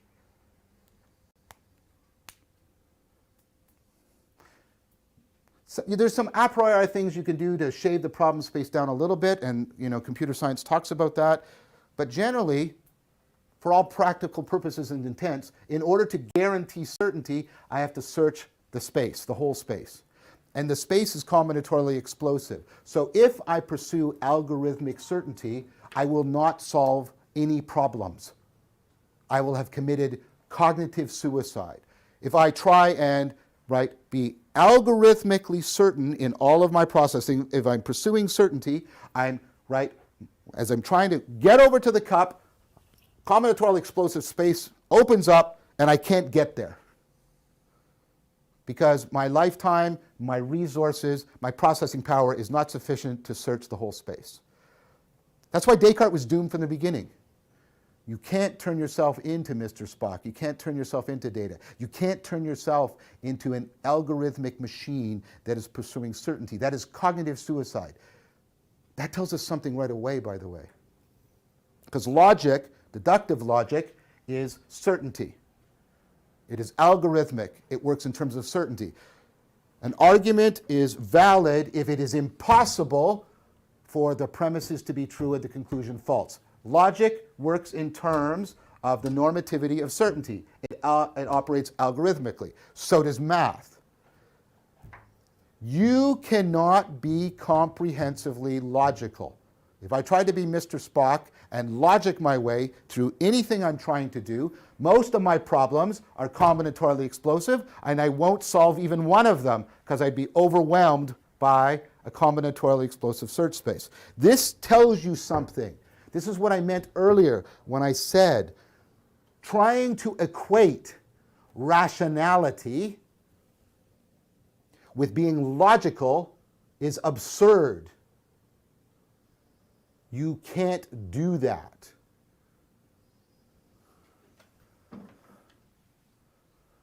The issue, these terms are not and cannot be, as much as Descartes wanted them to be, they are not and cannot be synonymous. Now that doesn't mean that rational means being illogical or willy-nilly. See, ratio, rationing, pay attention to this. Ratio, rationing. Being rational means knowing when, where, how much, and what degree to be logical. And that's a much more difficult thing to do. And I would argue more that being rational is not just the psychotechnology of logic, but other psychotechnologies, knowing where, when, and how to use them in order to overcome self-deception and optimally achieve the goals that we want to achieve. Often when I talk about rationality, people think I'm talking about logic or consistency, and they misunderstand. That is not what I've meant, and that's what I said when Descartes was wrong in a deep sense from the beginning. Okay, Newell and Simon realized this. That's precisely why they propose the distinction. A heuristic is a problem-solving method that is not guaranteed to find a solution. It is only reliable for increasing your chances of achieving your goal. So I've just shown you, you cannot play chess algorithmically. Of course you can, and even the best computer programs do this, play chess heuristically. You can play chess doing the following things. Right here are some heuristics. Get your queen out early, control the center board, castle your king. You can do all of these things and nevertheless not achieve your goal, winning the game of chess. Right? And that's precisely because of how heuristics work. What heuristics do is they try to pre-specify where you should search for the relevant information. That's what a heuristic does. It limits the space you're searching. Now what that actually means is it's getting you to prejudge what's going to be relevant. And of course that's where we get our word prejudice from. And a heuristic is therefore a bias. It's a source of bias. This is why the two are often paired together, heuristic bias approach. Look, what my chess heuristics do is they bias where I'm paying attention. I focus on the center board. I focus on my queen. If I'm playing against somebody who's very good, they'll notice how I'm fixated on the center board and the queen, and they'll keep me focused there while playing a peripheral game that defeats me. I played a game of chess not that long ago, and I was able to use that strategy against someone. Okay? This is called the no free lunch theorem, that it is unavoidable. You have to use heuristics because you have to avoid combinatorial explosion. You can't be comprehensively algorithmic, logical, mathematical. The price you pay for avoiding combinatorial explosion is you fall prey to bias again and again and again. The very things that make us adaptive are the things that make us prone to self-deception. Now, there's going to be deep reasons later why this is insufficient. Right? But if you remember, we talked about these heuristics and biases when we talked about the representative heuristic and the availability heuristic, the representativeness heuristic and the availability heuristic that were at work when you take your friend to the airport. Because you can't calculate all the probabilities, it's combinatorially explosive, so you use the heuristic. How easy can I remember plane crashes? How prototypical how representative are they of disasters and tragedies? And because of that, you judge it highly probable that the plane will crash, and then you ignore how deeply dangerous your automobile is. Right? So the very things that make you adaptive make you prone to self-deception.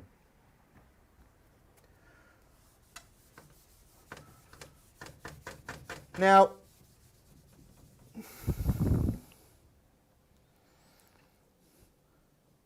this account, I think, I have tremendous respect for Newell and Simon, right?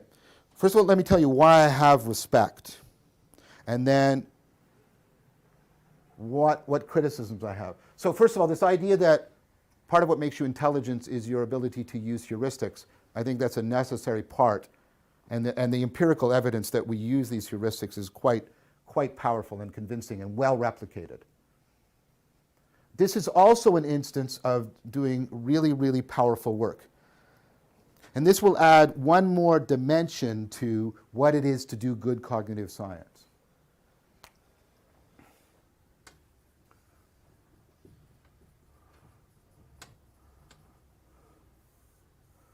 Yes, it's about creating plausible constructs that afford synoptic integration.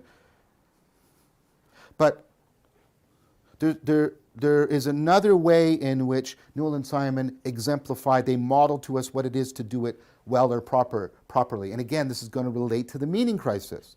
Notice what they've done. Notice how all of the aspects, all of the great changes that have made the scientific way of thinking possible are exemplified in what Newell and Simon are doing. Notice that they're analyzing. They're taking, right, a complex phenomena and they're trying to analyze it down into its basic components, just like Thales did so long ago when he was trying to get at the underlying substances and forces. Right? They're trying to do that ontological depth perception. And then like Descartes, they're trying to formalize it. They're trying to give us a graphical, mathematical representation. The problem space is a formalization. It allows us to do calculations, equations. That's how I was able to explain to you combinatorial explosion. And then what they were doing, right, is they were trying to mechanize. I know that will make some people's hackles rise, but the point of this is I've got this right if I can make a machine that can carry out my formal analysis, because that means I haven't snuck anything in, and that really matters, because it turns out that trying to explain the mind, we often fall into a particular fallacy.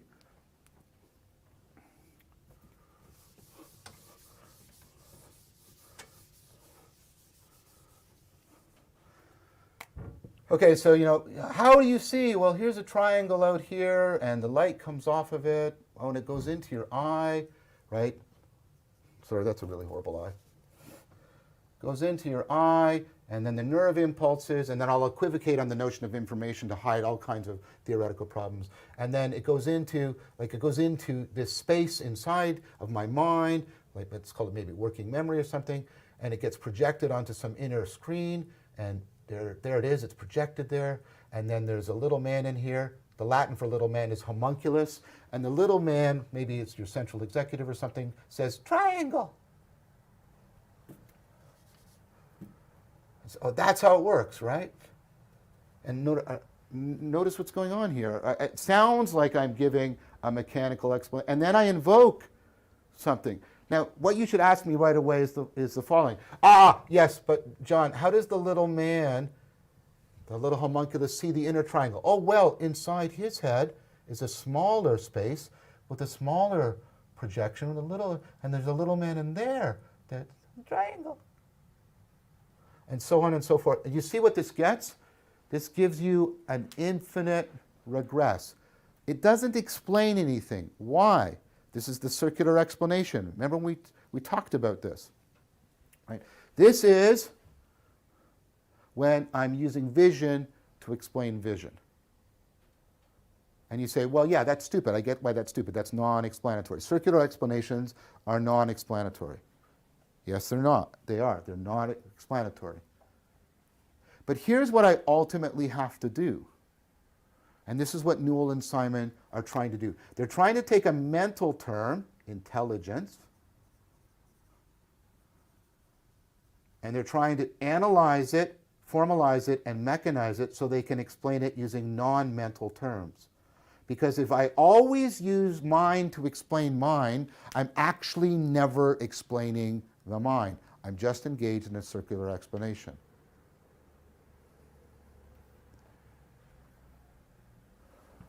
What Newell and Simon are trying to do is analyze, formalize, and mechanize an explanation of the mind. They're not doing this because they're fascist or they're worshippers of science or they're enamored with technology. Maybe some of those things are true about them. But independent from that, I can argue, which is what I'm doing, that the reason they're doing this is that it exemplifies the scientific method because it is precisely designed to avoid circular explanations.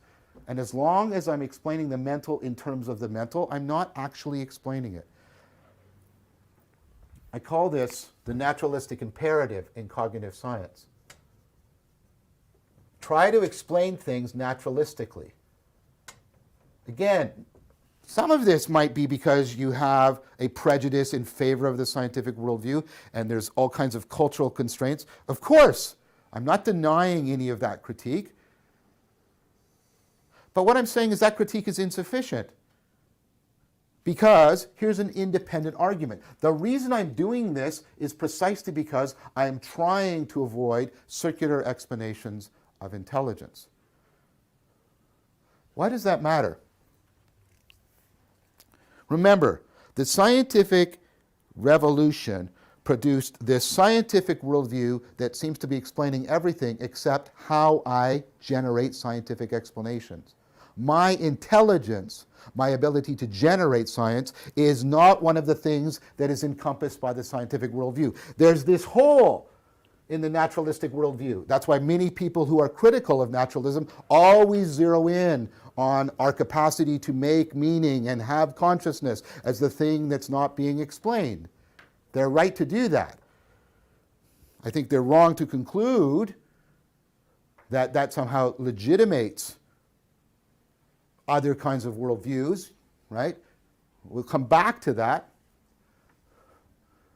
Because I think what you need to show is you need to show that this project is, you see, because this is an inductive argument, it's not a deductive. You have to show that this project is failing, that we're not making progress on it. And that's a difficult thing to say. You can't defeat a scientific program by pointing to things it hasn't yet explained. Because that will always be the case. You can't point to problems it faces, right? What you have to do, and this is something I think that Lakatosh made very clear, you have to point to the fact that it's not making any progress in improving our explanation. And it's really questionable, and I mean that term seriously, that we're not making any progress in explaining intelligence by trying to analyze, formalize, and mechanize it. That's getting really hard to claim that we're not making any progress. Now, why does this matter? Because if cognitive science can create a synoptic integration by creating plausible constructs, theoretical ways of explanation, like what Newell and Simon are doing, that allow us to analyze, formalize, and mechanize, they have the possibility of making us part of the scientific worldview. Not as animals or machines, but giving a scientific explanation of our capacity to generate scientific explanations. We can fit back into the scientific worldview that science has actually excluded us from as the generators of science itself.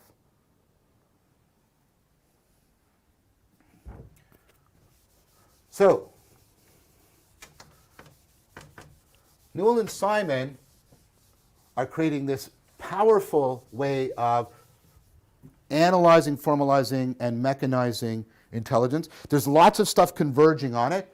There's stuff from how we measure intelligence, talk about it, how we're trying to make machines, right? And it holds a promise for revealing things about intelligence that we didn't know before, like the fact that one of the core aspects of intelligence is precisely your ability to avoid combinatorial explosion, make things salient and obvious, and do this in this really dynamically self-corrective fashion, like when you have an insight.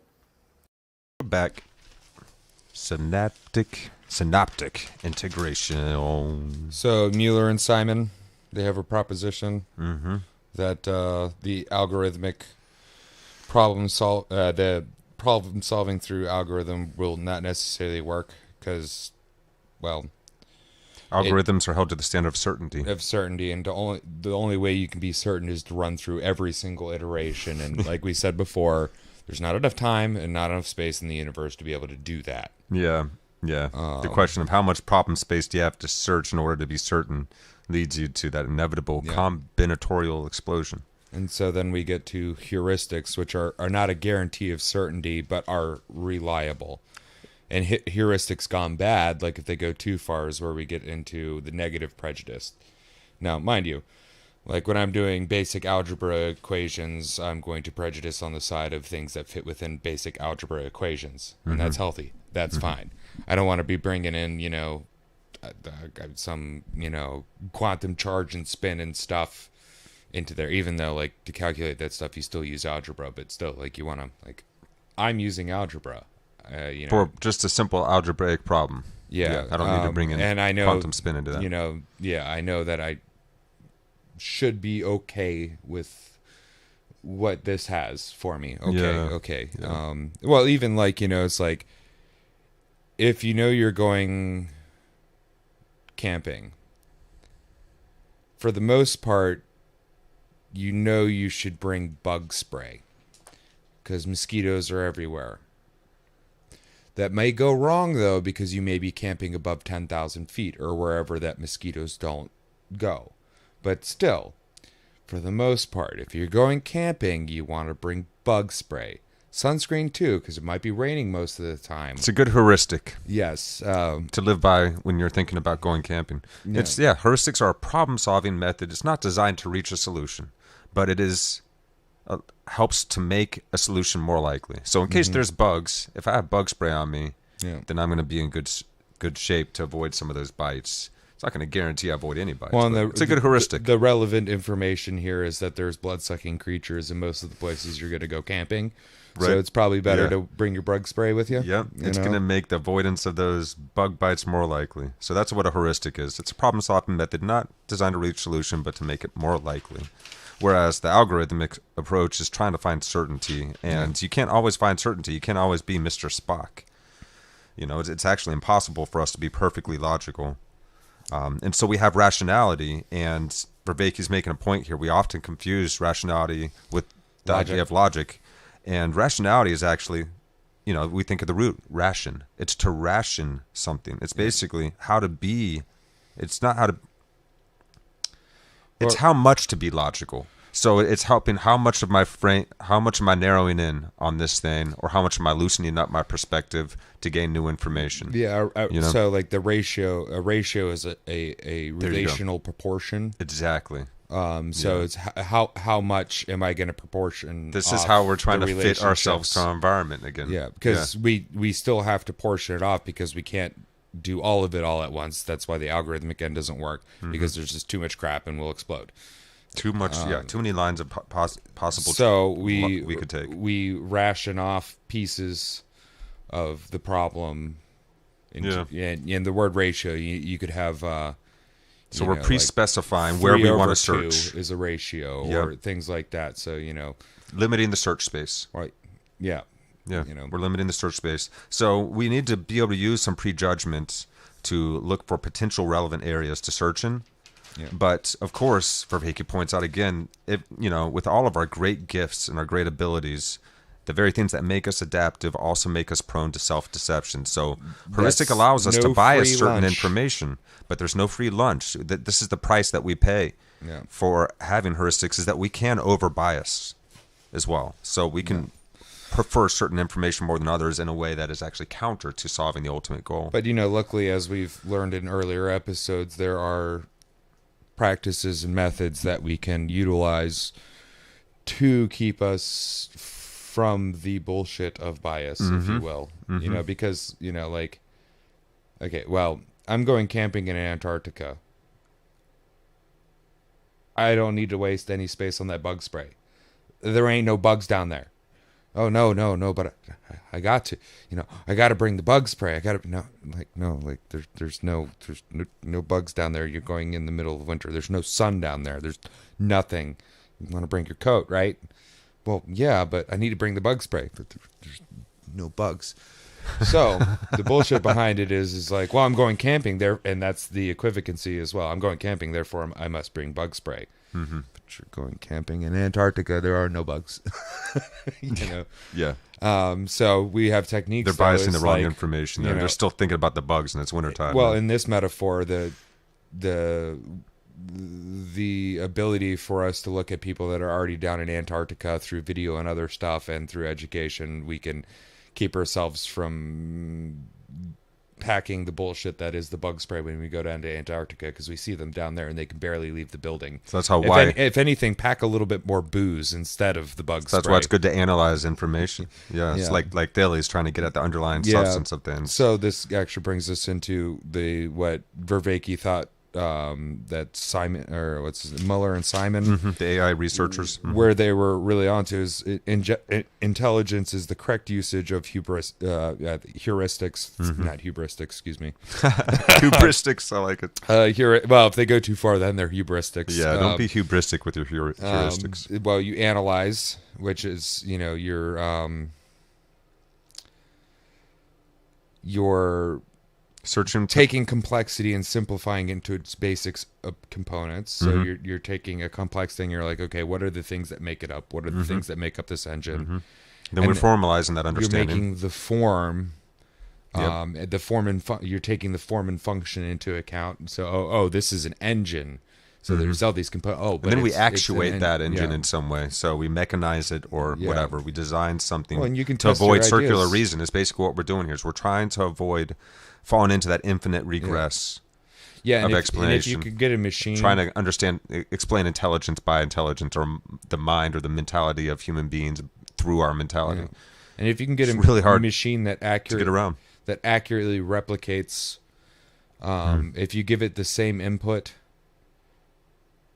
100 million times and it gives you the same output 100 million times, that's a good machine to test this on, because then you can give an input, see what your output is, and if you do have a problem, that's a problem with your input, not with the machine. So you're using the machine to test your analyzation and your formulations and make sure that they are solid as well, to avoid and account for our biases and our potential and doing it in a way that self-deceive ourselves. The little man in your head is seeing the thing you're seeing and telling you that without going into an infinite regress of circular reasoning, like simulation theory, where everyone's like, we live in a simulation. Okay, well, who made the simulation and what are they living in? And they're living in a simulation too. Well, you can keep going back like into a Russian doll scenario until you get back to God. So what Simon and Co are trying to do is trying to analyze, formalize, and mechanize a system to understand the mind, to avoid the recursive looping of the homunculus fallacy, basically. Yes. Yes, we're trying to find a way that avoids circular reason to explain intelligence. Yeah, not get stuck in that homunculus reasoning style, that circular infinite regress. So his critique, as far as like what I got written down, is you can't define a scientific argument by pointing out the problems, but you have to what you do is you point out the lack of process. So your scientific idea doesn't work, not because I find this hole, or this hole.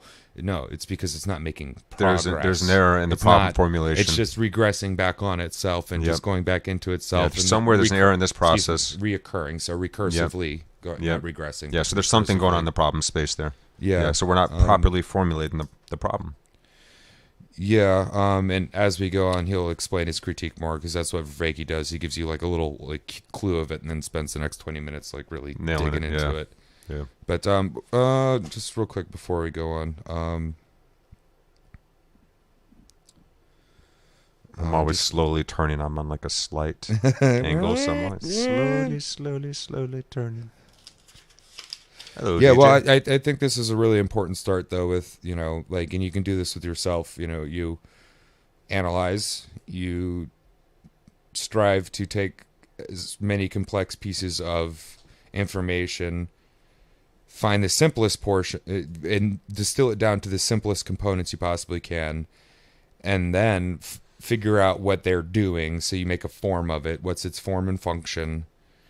And then if you can, you make something that can, like a machine, that can replicate it accurately over many, many, many iterations. That's what the machine's really important for, is the iterations over time being accurate. And the thing with machines too is like, are we talking about analog machines, or are we talking about digital machines, or like psychotechnologies even, which are their own kind of machine, which is a different machine. I think games, like a virtual machine, basically. I think games are kind of a mechanization of, like, you could say chess is a mechanization of warfare. If you will, you can play these different plays over and over again within this machine that has even set try out rules. different heuristics. Yes, and you can try out things to see what works better or another. Yeah. So that's it's not exactly what just it is. Same creating with the an cards AI, too. but Yeah. basically anything like We inherently know that problem solving is good for us. That's why we have games based around it, and we enjoy it. oh yeah, we dude. love it. I love I got a problem, figuring it out. The process is figuring it out. The piles of papers that pile up while you're going through, and you're sifting through, and then finally you get it down to one freaking piece of paper, and you're like, okay, now I can dig in. And then you had a whole pile of other. I remember playing games like Shadowgate, where you really or those any kind of those adventure games, point and click style, where you got to use some problem solving skills sometimes. Old Myst games. Oh man, This was cracked back in the day, man. Yo, that game was fun. Oh man, Deus Ex. Oh, Speaking of, man, that game was cool. and I that don't know was if any of them ever recreated the atmosphere. Cyberpunk got pretty damn close. there's So something Cyberpunk even was with the awesome. simple graphics, man. I don't know what Deus Ex was doing, but you felt like you were there. And when the little kid comes was so coughing up to new. you, and he's got the thing, When he and- proposed the idea for the game, they're like, "You are insane! You're trying to throw 5 different game engines into one. Yeah. You're gonna have a stealth game. You're gonna have a shooter game. You're gonna have you can bypass. you're gonna have a narrative electronics and storytelling game on top of it all. RPG skills, and all of this Yeah. is too much. You can't do this. It cannot be done. And now every game tries to be it. Yeah, right. You know, it's trying to do that. Give you multiple different ways to solve problems and multiple different characters and roles. Well, this game skill in sets you can particular explore. probably is goes further than just a flow induction mechanism, but also a problem-solving induction mechanism. You can reframe. You can learn how to flow in different capacities. So you can be a hacker. You can be a stealth. Well, you sure, can be a that's where- sniper. You that's can where be your an assault. heuristics. So it's like if you're going to go stealth, you're going to use stealth heuristics. You're going to look for greats. You can You're be gonna- violent, You're going to non-violent. look for the shadows and the places where you can go. You're going to be Yeah. looking at the timing of the guys. If you're going to be a hacker, you're going to be looking for those little pads, and you're going to be thinking about, okay, how many robots do I got here that I can Yeah, have if you're turn just on other stealthy, you're just people, avoiding you know? the cameras and stuff. But you could be hacking the cameras Well, too. that's interesting. Your skill trees Or are you can just shoot them out. are basically heuristic lines or your skill trees. Yeah. Because if you're a shoot 'em up guy, you don't want that little dart guy. Yeah, and there's so many ways of getting past that robot. You can throw an EMP grenade. You can find a way to learn its movements and find a way to avoid it. You can find a way to explode it. You can just try and outrun it. Oh, I was a fan of just the rocket launcher. That was the only time I was like uber violent. It was just like, I don't know if I there ever he is. Hack him, get him to take out all of his buddies, and then just played a full take the character last that guy was out. like assault, but I think I maybe Yeah. shot that rocket a couple times. Yeah. That's the only time I was ever like I played that game stealth where you only have to kill one person, Yep. and that's the like not Gunther, I think, didn't it? No, it's not Gunther. It's the other guy in the black suit that comes out and like the way Is I it the scene in the apartment? no, it's a scene where it's like It's been a long time since I played this game. yeah, though. basically you're down in the underground or the whatever you call it, the underground base and all that stuff, and he comes running out the door. And there's really no way, like, because you can't get out of that room or away unless you defeat him. But passing him out doesn't work. I tried to do that. You and it have to didn't kill work. him just the one time. Yeah, You have to kill so someone in that game. That game is not possible. Otherwise, like, you can use completely. tranquilizer Oh, the whole darts. game- You can use stealth. you can go non-lethal. Conversations, yeah. You can even go non-lethal with robots if you're willing to like continue to sneak around to pick up the stuff you didn't pick up. I just got lazy Yeah. and just pulled out the rocket launcher and just. I wasn't really good at it, but I didn't use it on anybody else. So I had plenty of. There's a rounds, couple you know? parts where they make it really hard to get past with stealth, so you got to. That's get where clever. hacking Yeah. comes in. Hacking or EMP grenades or something Yeah. coming. Well, and that's where you're combining, okay, where you find your set of heuristics are failing, like say the sneaking skills, you need to make sure that you participate in the What's a relevant lock-picking approach or here? hacking heuristics, so then you can Yeah. shut doors, Reframe or to another approach. turn on the auto guns, or let the monster out Yeah. to go eat people. Relevance or- realization. yeah, Yeah. precisely. So it's like video game. I know we're going on video games, but video games are very much. Video game If they're done right, can help train not just flow state but also relevance realization. So you can see like, okay, there's too many options for me to think about because there's like 10 skill trees, and then in any one given little part in the arena there's 20 different options to go through, but each option that I go through I deal with something from a slightly different angle, so you get the F to the D. You know what really helps it, and they've done some studies on this, that increases intelligence rather than playing a game like Civ, a game like Deus Ex, or even more so a game like Quake 3 or a fighter style game or a racing game, anything very fast paced.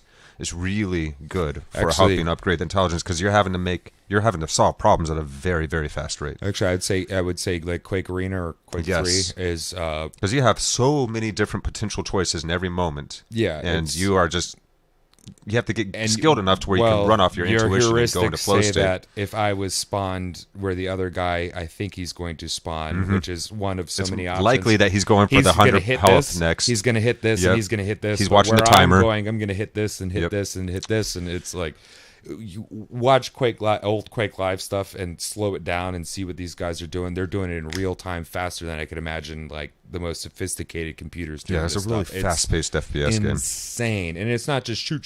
It's like no, like you're keeping track of multiple timers of the equipment that you've already previously got, or that you assume the other guy's got. Yeah. You're assuming he's going What a different certain tool way. or weapon are you using for every different encounter and And then situation what's your and opponent moment? doing? Because is your opponent like What kind of weapon much does he less have out? skilled than you, or the same level or more skilled than you? Because if they're more So skilled what are you than watching you, out for? Yeah, it changes the field of what you're watching out for, depending on the skill I've level actually of the person. seen a lot of really high level players get got by the same level of player, but had just a random misstep that he should never have missed. Yeah, But right. it threw the other guy's timing off, so that rocket that he shot up there, expecting the guy to come through, missed, and then the guy was able to come through. That's what it comes down to, is these like minor little mistakes that help you win or lose. Yeah. Now the human brain, Or finding a really creative way to do something unexpected in yeah. when you're playing at the highest level and you almost know every single next step of the other person, like a chess game. It's almost when you get to a certain level of perfection within that field, it's no longer who can be the most perfect, but who can be perfect, but then add in a little bit of imperfections within their own control. Mm-hmm.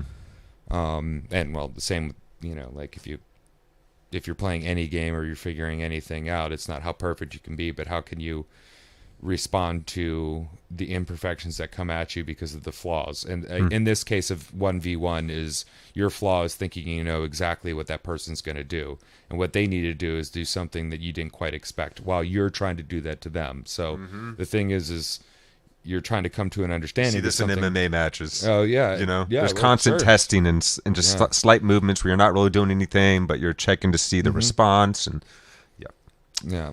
So it's like at multiple. The higher the stakes, the higher the speed. These kinds of things really help facilitate the learning process and, And the I'm growth sure of on the our intellectual the capacities. scientific end, where we're spending millions and billions of dollars trying to figure out deep questions and stuff like that, it feels like it's bam, bam, bam, bam, bam, bam, bam, bam, bam. Now it takes time because you got to put things in, but it's like there's not enough time in the day to go through all the things you want. So you're always on the edge. And how can you maximize how much time you have, and how can you make your heuristics more accurate, Even more fine-tuned. and then the things that you don't need to be doing, you can let an algorithm do, because you already know the potentials that they just need to do. That's the machine. Yep. Just let the machine do the things, and then you can do your things, input it into the machine. The machine pops out a thing. If you got a problem, it's either a problem with you or the machine. Machine's fine, then it's a problem with your question. So now you have to change that, and you have to respond, readjust on the fly, reframe everything.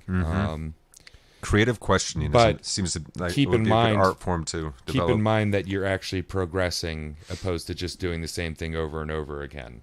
True that. You can keep putting it back into the machine and keep getting problems, maybe even the same problems, but maybe slightly different each time, but you're not coming up with any better question to put in the machine, or any better test to put in the machine. Yeah. And that's where it's, So we're just in an infinite loop.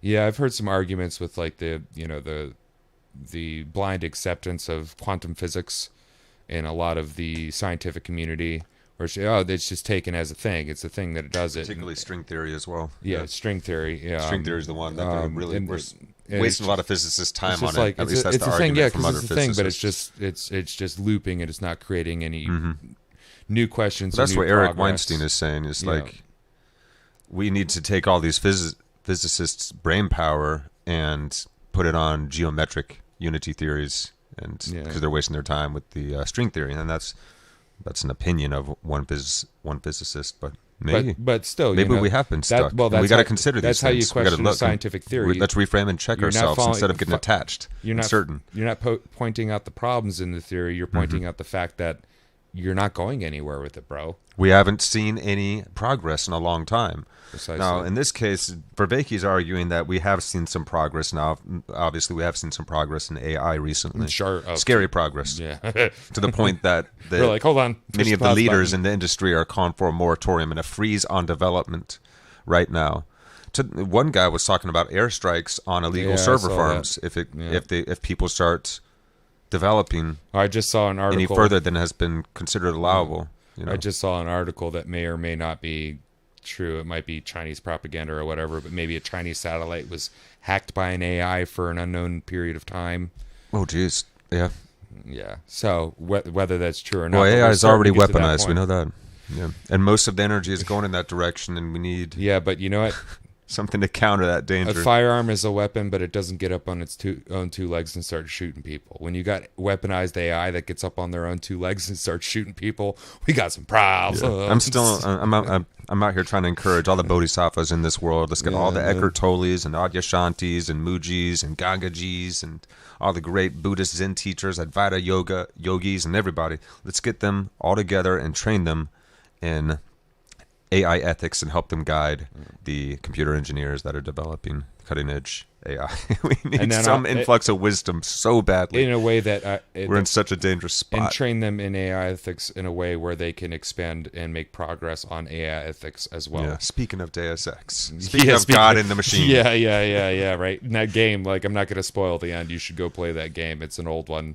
It is, man. At least watch some YouTube videos on it and, but the and ending, learn about it. 'Cause it's and there's- it was a breakthrough There's at a few the time. different endings you can do, but it's basically Great I'm not game. going to spoil it with you, but you don't feel satisfied by either Any or of them. any of the Not options totally, at the no, end. You know, no. you're just like, damn, no free lunch, I guess, huh? No free lunch scenario for sure, man. Yeah. Man. Yeah, I remember. Yeah, I don't want to give it away too. Yeah, no, From it's the fact, too you know. good. I'm usually not one to care about spoiling stuff, but the whole last sequence of that game is just, if you take the time to talk to every character and over talk to them, and you get the whole Oh, the grand- whole backstory to everything. It's and great, then man. you go through the Yeah. end. They take some of the best conspiracy would put theory it up tropes there. and throw them all into one game, but they did it actually pretty well. They did a good job. I It would was put good it up writing. there with some of the better novels I've written or I've read. It's great sci-fi. You know, excellent sci-fi. And it's hard sci-fi, nothing fan. It's hard sci-fi. Yeah, with some So- real world, political espionage and real world conspiracies playing out. manufacturing of Oh, that's right. Yeah, Dude, that's yeah. how that begins. I That- forgot that's the about whole that. thing. Oh my god, they manufacture. a manufactured cyber plague or a Kachona. nano plague. Yeah, some kind of. Yeah, or whatever, where they're selling you the cure that doesn't actually cure you. Oh yeah, and this was like 98 when it came out, something like that. We're like dancing around something. We're man. so close to having one of those warnings under the video. It's about the thing that cannot be said. No, we're talking about Deus Ex, the game from what is it? Cannot have 1998. an opinion on this thing, Yeah. or else you could be killing people. Yeah, well, whatever. We're gonna guilt trip you into submission. There's a certain gaslight there's you a certain three or into- four mayors in this country that have killed thousands and thousands more than your most psychotic serial killer. So McDonalds has killed a lot of Yeah, people and right. has poisoned a lot of children. That's a sponsor I don't mind ever not being able to gain. no. The fish Yeah, sandwich fam. is I pretty mean, good though. Yeah, well, there's recent studies showing like the filled with food is plastic. poisonous to Oh, children. yeah. It's carcinogenic. You should not be feeding it to people. Endocrine disruptors, yeah. Oh no, now I'm starting to sound like Mr. Weir Change. Luke Radowski. Yeah. Great guy, man. I followed that kid for a long time, and he's Kindred been spirit. doing good work since 9/11, dude. He's awesome. I still need to get some of his T-shirts. Except he needs to put a Get on the compressor Best on his Political voice and a T-shirts limiter, so every time he yells into that website. microphone when he's in his, like in his travel trailer that he lives in, Yeah. he'd be like, "Welcome back, everybody!" And just like, "Oh, damn, Luke!"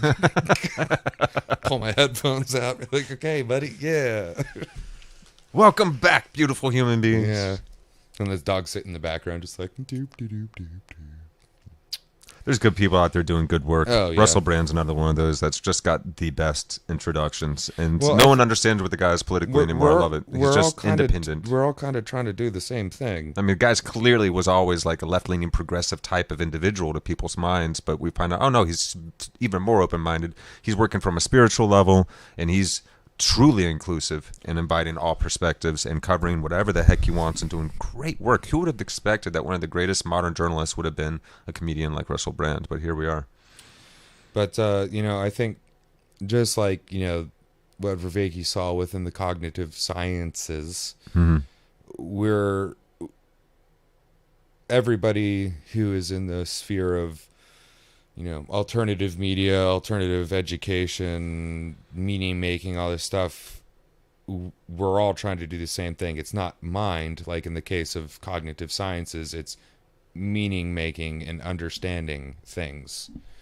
And so as we go along, we should keep in mind that what we're doing here with this lecture and what Vervaeke's getting at, we can apply to the media meaning making infosphere that we've got going on. So no longer is it, well, you got your news people and you got conspiracy people and you got your activist people and you got your comedian people. It's like, no, like there's the philosophy that's tying it all together that weaves it all into meaning. What is meaning? Yeah, he's trying to help us become better meaning makers, cultivators of meaning in this world, and helping us be able to recognize our inherent biases and the potential, downsides to our evolutionary capacities that we have, the gifts that we have, and the cursed sides of them as well, so that we can navigate a little bit better. And that's the goal here. We're just trying to optimize ourselves to this environment to have more happy, joyful, peaceful lives for as many of us as we can possibly get. Or have only as much strife in our life that we need to give us the urge to make things better. Indeed, yeah. We still need a little bit. There's always going to be anyway. Yeah. The universe will provide a challenge. Well, and if there's not, that's hell, right? There's always room for continual improvement. I do not want to live in the utopia.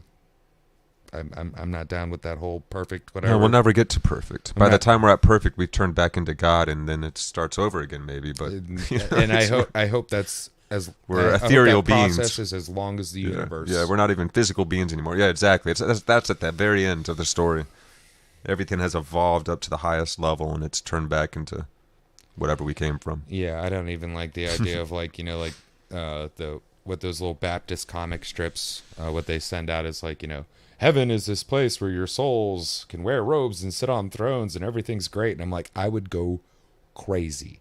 If everything's fine, I would go nuts. That's a weird caricaturization of heaven. Have you seen those little comic strips that the it's a specific Baptist denomination does, but they like all these little like comic strip pamphlets that they're hilarious, but they're meant to be like serious. You'll see like, the derelict son that's 45 years old living off of the teat of his mom and dad, and he's wearing them thin, and then like, I don't know, he becomes super slovenly and maybe gets arrested or like has a heart attack and nearly dies, and then realizes, no, I got to look after my soul because it wears the, it wears the robes and sits on the thrones, and that's where I want to be. And the way it's drawn, it really actually does that. Dude, robes and throne, and that's where I want to be. That's one of them. Yeah, no, I used to pick them up all the time. When I like the idea of healing your soul. I like the idea of the guy that's gone wrong making his life better. That Yeah. seems like in the story there.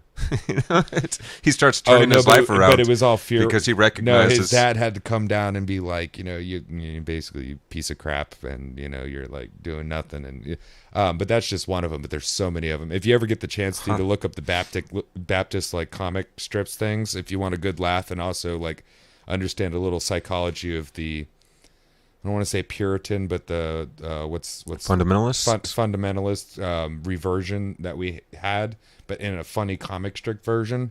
Those are great. Pick them up every time. Smile at them, say thank you, God bless, or whatever you need to do, and take them.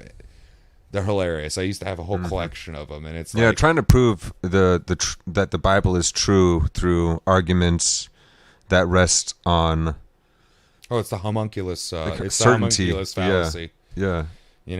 Like I'm proving that some kind of logical. They're trying to make a logical argument for spirituality. It doesn't. You don't need to make a logical. Because the only possible way to get to God is through Jesus. So therefore, you have to accept Jesus because Jesus is. That's the little. It's over literalizing it. When actually, I think the Bible was telling us, what Christ was telling us, was follow this way that I am representing. I'm showing you the way. Do as best you can. This is the way. Follow this way, and you'll be in the truth and the light. The Christ is within us all, just like the Buddha is within us all. Yeah. God's love is perfected through us. He lives through us. But you could say that's one of the modern get literal. Hermetic ideas of, God perfecting himself. That's a long line of stuff that, yes, some of it could be right, as in like some... You're right, because it is. It should be in relation. It's not just God coming down to us, and it's not just us coming up to God. It's both of those things happening at the same time. Ultimately, we realize there's no distinction between us and the everything. Yeah. It doesn't mean that you're the entire Godhead. It means that you are a facet, an aspect of. Right now, you have an individualized awareness. It's also not necessarily but you're part of that the whole. God perfects itself and furthers itself through us, even though I think there is a portion of that, but it's... Oh, sure. We are here to go through all the iterations so we can truly know. Maybe God's lonely and wants people to understand it. I don't know. It feels like something like that, though. It feels like to be in a reciprocal realization. That's why everything's so paradoxical about it. But I don't know. Like I've died a few times in my dreams, but I always woke up. So and I haven't been dead before, so I don't know. It's so strange. It allows everything. So it allows love and then the symptoms of the lack thereof to exist, because without them, you would not be able to know what love is. You can't know hot without cold. Yeah, but remember, if you get the symptoms of the lack of love, it's your fault and you're dirty. No, I'm just kidding. Yeah, so people, we have trouble understanding, why does God allow universe or evil to happen in this universe for a young child to die of cancer and so forth, starving and... Well, because in order to have every possibility, you must have every possibility in an infinite universe. Infinite universe, infinite being, that is God. And you're given aspects of yourself free will to learn how to truly love. The only way that you can learn is to be able to make mistakes. Well, and there's a reason why we love God and also grow. Rightfully fear God as well. Right. It's not just sunshines and rainbows. It's supernovae and black holes and the most destructive things that we could ever freaking imagine.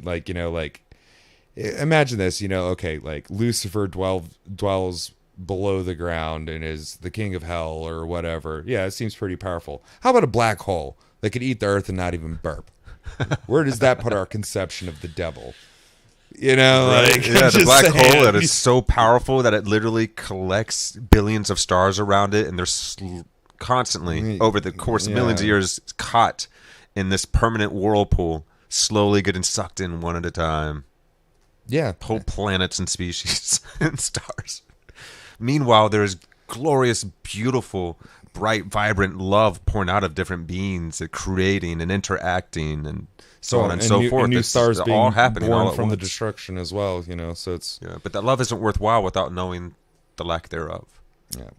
So we do have the symptoms of the lack of love in this world. So in this cosmos. Before we get back in where we're at, is we can't defeat a scientific argument by pointing at the problems, but by pointing at the lack of progress. Amen. That's it. That's where we're at on this, and I think a good point. That's very true. And I'm going to start keeping that in mind when I'm trying to figure things out and different ideas, particularly using the scientific mind. Am I spinning my wheels right now? I've been working on this for 2 hours, not getting anywhere. Let's switch to something else. Yeah. Or when I'm drinking, drinking at the bar, am I just going from one place to one person to another, saying the same thing, or are we making something new out of it? Yeah. Yeah. Right. Yeah. Yeah. True that, man. All right, guys, let's jump back in here.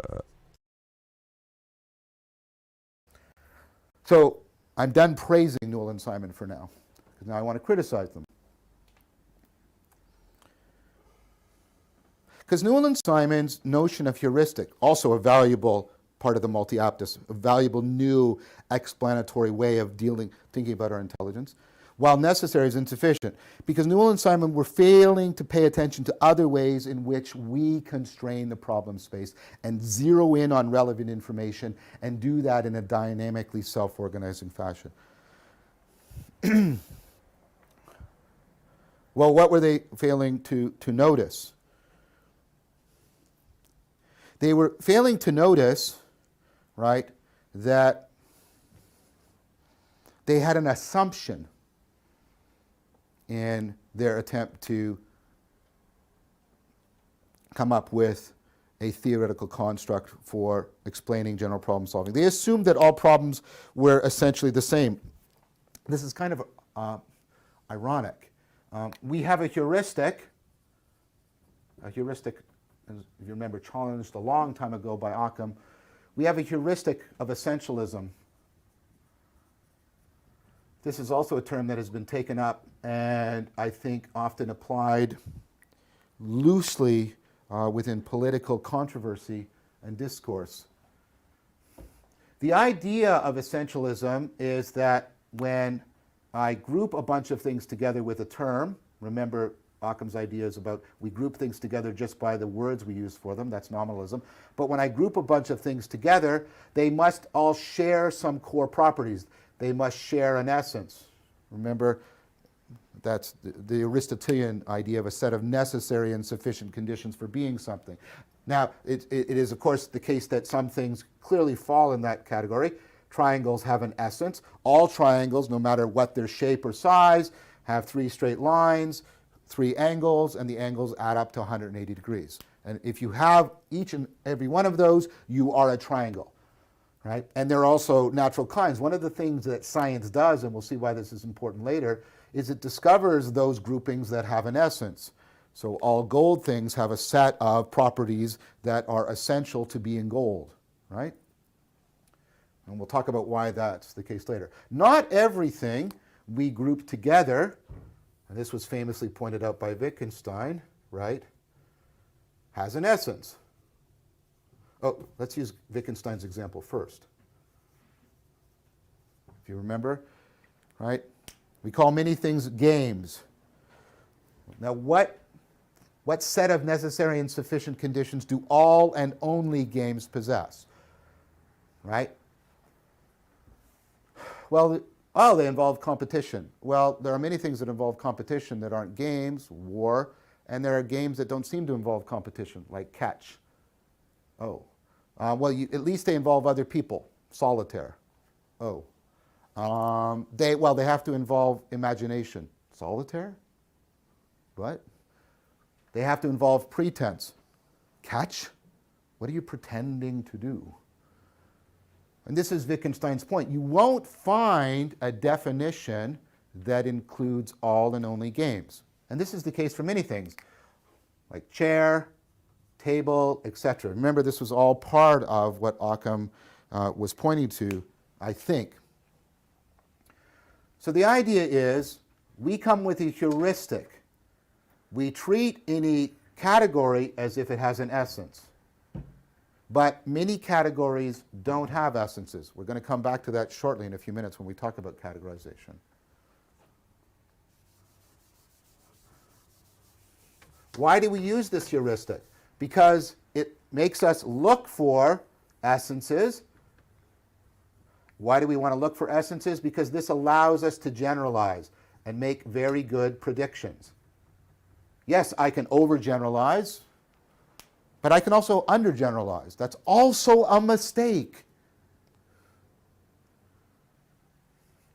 Okay. So we use this heuristic because it's adaptive. It's not algorithmic because there are many categories that don't have essences. Newell and Simon thought this category had an essence, that all problems are essentially the same. That all problems are essentially the same. And therefore, they could come up with one base. If all problems are essentially the same, then to make a general problem solver, I basically need one problem-solving strategy. I just have to find the one essential. I may have to make variations on it, but I have to find the one essential problem-solving strategy.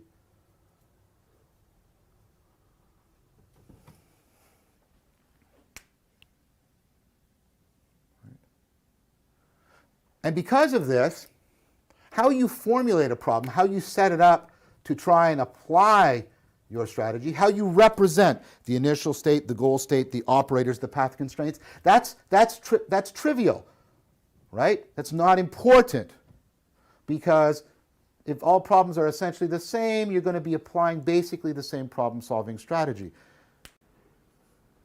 Now, both of those assumptions that are driven by, they were in fact being driven by a psychological heuristic of essentialism. Essentialism isn't a bad thing, at least talking about it as a cognitive heuristic, right? It shouldn't be treated algorithmically, but we shouldn't pretend that we can do without it.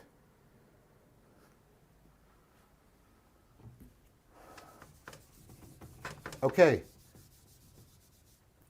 Now, if Noel and Simon were right about this, then of course these aren't problematic assumptions. But they're actually wrong about it. Because there are, and many people have converged on this at different times and using different terms, but there are fundamentally different kinds of problems, and there's different ways in which there's different kinds of problems. I just want to talk about a central one that's really important to your day-to-day life. This is the distinction between well-defined problems and ill-defined problems.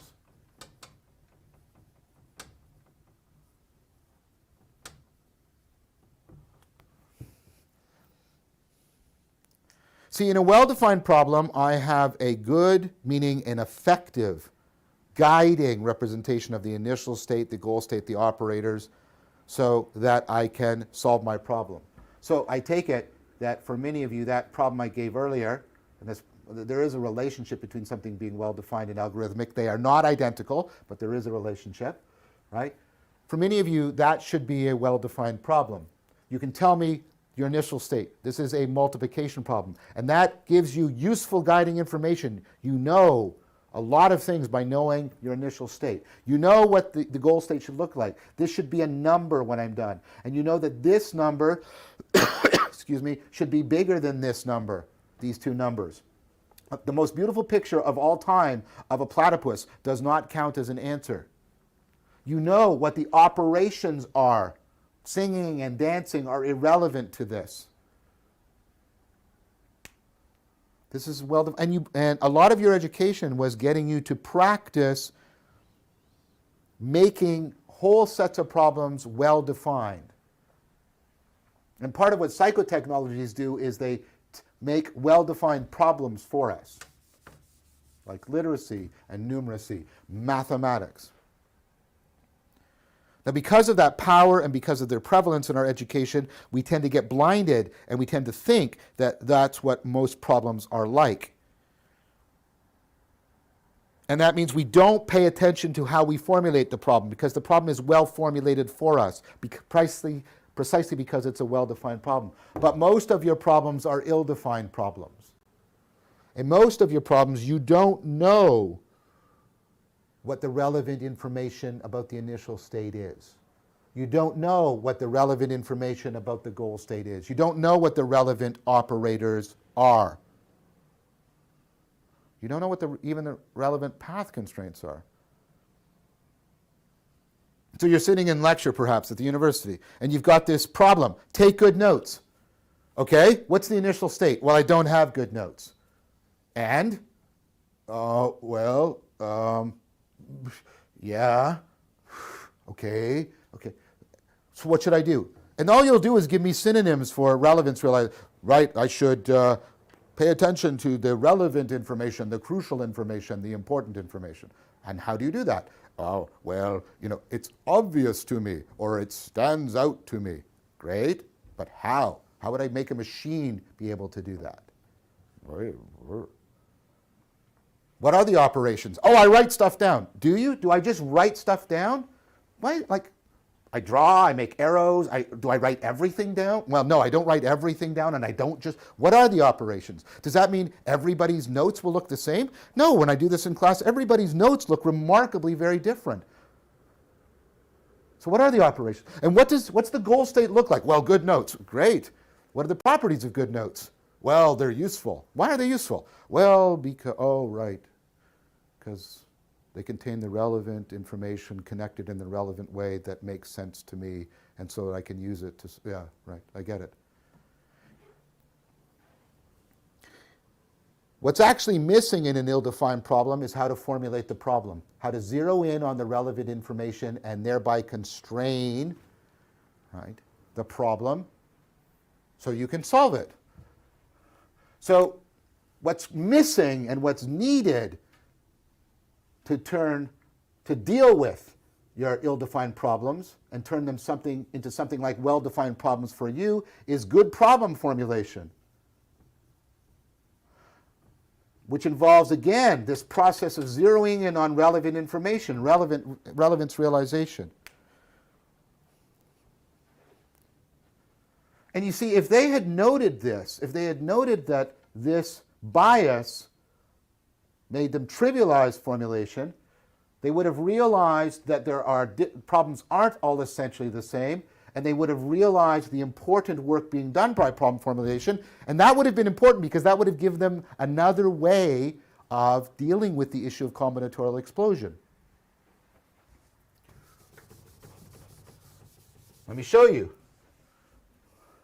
So we already see that the relevance realization that's at work in problem formulation is crucial for dealing with real-world problems. Taking good notes, that's an ill-defined problem. Following a conversation, that's an ill-defined problem. Well, I should say things. What things?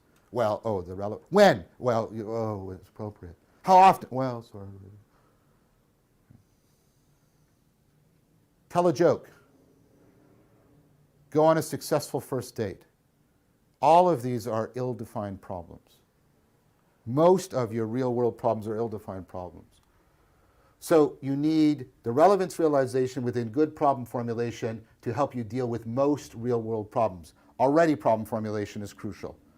But here's something that Newell and Simon could have used, and in fact Simon comes back and realizes it later in an experiment he does with Kaplan in 1990. And I want to show you this experiment because I want to show you precisely the power of problem formulation with respect to dealing with constraining the problem space and avoiding combinatorial explosion. I need to be able to deal with ill-defined problems to be genuinely intelligent. I also, as we've already seen, have to be able to avoid combinatorial explosion. That has something to do with relevance realization. And that has a lot to do, as we've already seen, with problem formulation. Let me give you the problem that they used in the study of the experiment. Okay? So this is called the mutilated chessboard example. Right? There are 8 columns and 8 rows. And so we know that there are 64 squares. Now, because this is a square, I didn't draw it perfectly a square, but pretend it is. If I have a domino and it covers 2 squares, it'll cover 2 squares equally if I put it horizontally or vertically. How many dominoes do I need to cover the chessboard? Well, that's easy. 2 goes into 64, right? I need 32. 32 dominoes will cover this without overhang or overlap. Now I'm going to mutilate the chessboard. I'm going to remove this piece and this piece. Okay, so how many squares are left here? Right? 62. There's 62 squares left. So I've now mutilated the chessboard. Here's the problem. Can I cover this with 31 dominoes without overhang or overlap? And you have to be able to prove, deductively demonstrate that your answer is correct. Now, many people find this a hard problem. They find it a hard problem, perhaps you're doing this now, because they formulate it as a covering problem. They're trying to imagine a chessboard, and they're trying to imagine possible configurations of dominoes on the board. So they adopt a covering formulation of the problem, a covering strategy. And they try to imagine it. That strategy is combinatorially explosive. So famously, there was one of the people in one of the experiments, one of the participants, trained in mathematics and was doing this topographical calculation, and they worked on it for 16 to 18 hours and filled 81 pages of a Hilroy notebook, and they didn't come up with a solution. Why? Because if you formulate this as a covering strategy, you hit combinatorial explosion.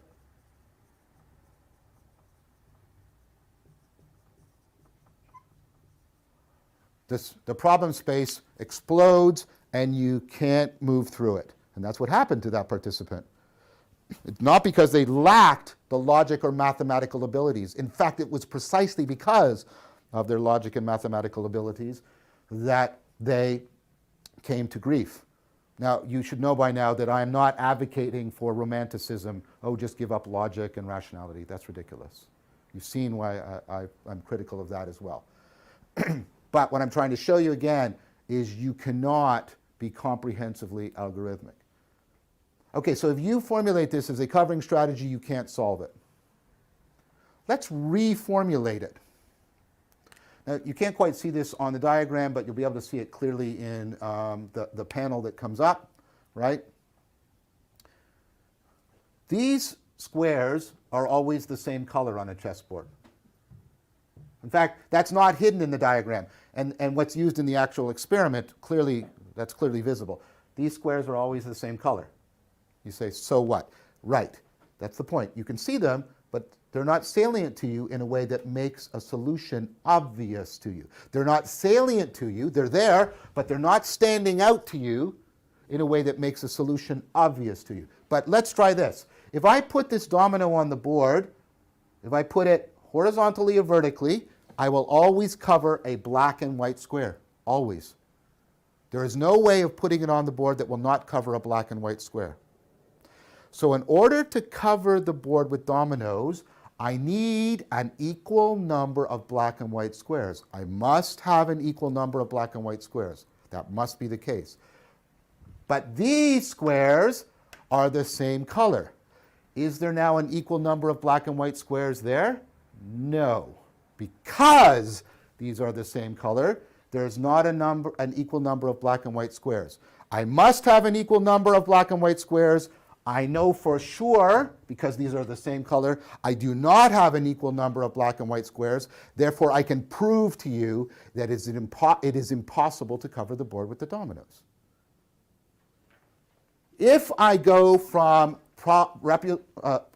formulating this problem as a covering strategy, which is combinatorially explosive, to using a parity strategy, in which the fact that they are the same color is salient to me, such that now a solution is obvious. No, it's obvious that it's impossible. I go from not being able to solve the problem because it's combinatorially explosive to a search space that collapses and I solve the problem.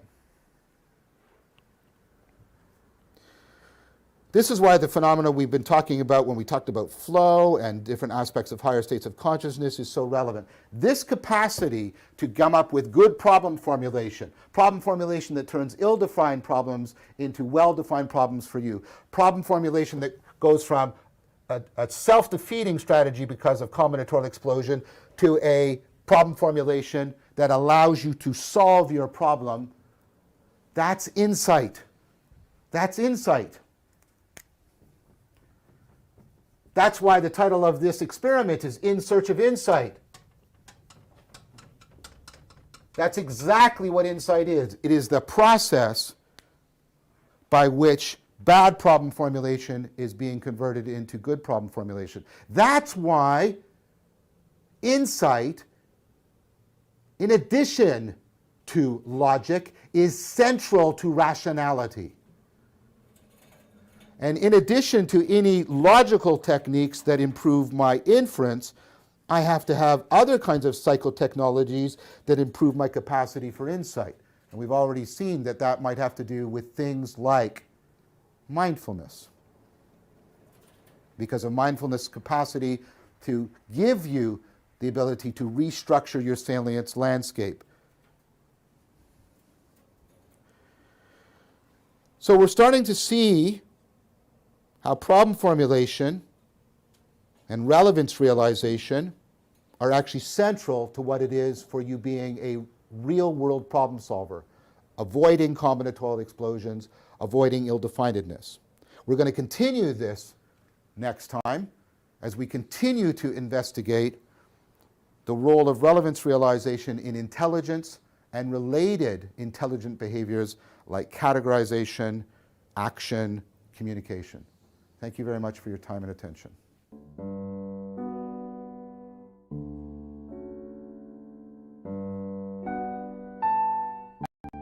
meow, meow, meow, meow, meow, meow.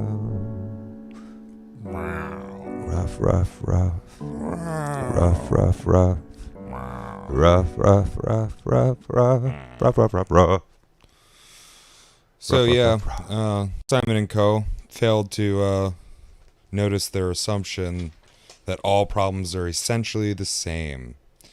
It's the heuristic of essentialism. Yes. Like what he meant, it's like, well, all gold things must have an essential, an essence in common. And it's like, well, iron pyrite has pretty much nothing to do with gold. It doesn't share the same shape when it develops. It doesn't, yes, it kind of looks like gold, but it's not really gold. And it's actually just an oxidization of iron. So yeah, they kind of look gold, but the color isn't the essence now, is it? So It's easy to make a misassumption, and the misassumption of, what was the name of the AI researchers? Muller and Simon. I think it's Muller. Yeah, they were assuming that all problems are essentially the same. Yeah, and that's not the case. No, and they were hoping that it would be that way, that there's like a skeleton key to solving problems. So that's the heuristic of essentialism. Yeah, and so Wittgenstein. Now, sometimes group terms do share an essence, so it's helpful to understand that you can get Wittgenstein pointed out that not all groups have an essence. We can group things, but it doesn't mean they have a similar essence. Yeah, we treat categories as essences, but many don't have essences. Many, you can't be... essences allow us to generalize, but sometimes you can't. And we're constantly victim of overgeneralizing or undergeneralizing. Not giving ourselves enough space to search in, or giving ourselves too much space to search in. So what necessary conditions do games involve? That was a funny part. He names off this whole list of things, and you were like, well, that doesn't apply to every single different kind of game. Yeah. Yeah, and solitaire is not competitive. And this idea of looking for an essential problem an essential problem solver, this one thing that at its essence will solve all problems, or at the essence level will solve all problems, is trivial. It doesn't have any multi-aptness, any of that elegance to it. There are fundamentally different kinds of problems, and so we need to be able to make a distinction between well-defined and ill-defined problems. But we still need essentialism, because we have to be able to generalize to a certain extent. You still need it to some extent, though. Yeah, so he's not totally, crapping on the idea, but he's telling us to be mindful. This is another one of those potential double-edged swords for us. So we got the well-defined and the ill-defined, and having a good, reliable initial set tells us a lot about how to get to a goal set, because the operation. So if I see that this is a math problem, 3 times 5, I know how to do that, because I know what kind of heuristic to apply, or algorithm to apply in that case, actually. And so the initial set tells you a lot. And a lot of education is about helping us take whole sets of problems and making them well-designed. Yeah, so that we can approach them correctly. And most of our real problems are ill-defined by the fact that we don't know. Yes, most of our real-world problems there are known knowns and known unknowns, but then there are also unknown unknowns. Yes. What is that, Samuel L. Jackson? That's it. That's life. So our life problems, our real-world problems, are wholly different than mathematical problems. They're almost always very ill-defined. Well, we don't have relevant info about the initial state, the goal state, or the different operations you could form. Even it's like, well, we put X for like an unknown thing we're solving for, but there's not enough letters in the alphabet or numbers in the universe for all the things we don't know about any given larger life problem. Yeah, so we use X as a very general. But, but in math, it's like, okay, well, we've got X, Y, we've got different shapes that mean things, and we know the knowns, and we know the unknowns, and we know the space for the unknown unknowns. But when it comes to the nitty-gritty of the mind and how the mind works, there's just so much, and even, the world, the nature of God, the universe, there's too many unknowns. It's too complex. That's where the ill-definement comes from, is, we can't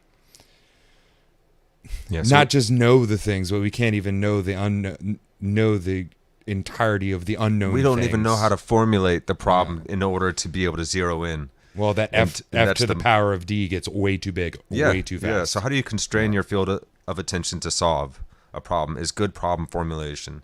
And that's the practice of utilizing relevance realization to avoid combinatory explosion.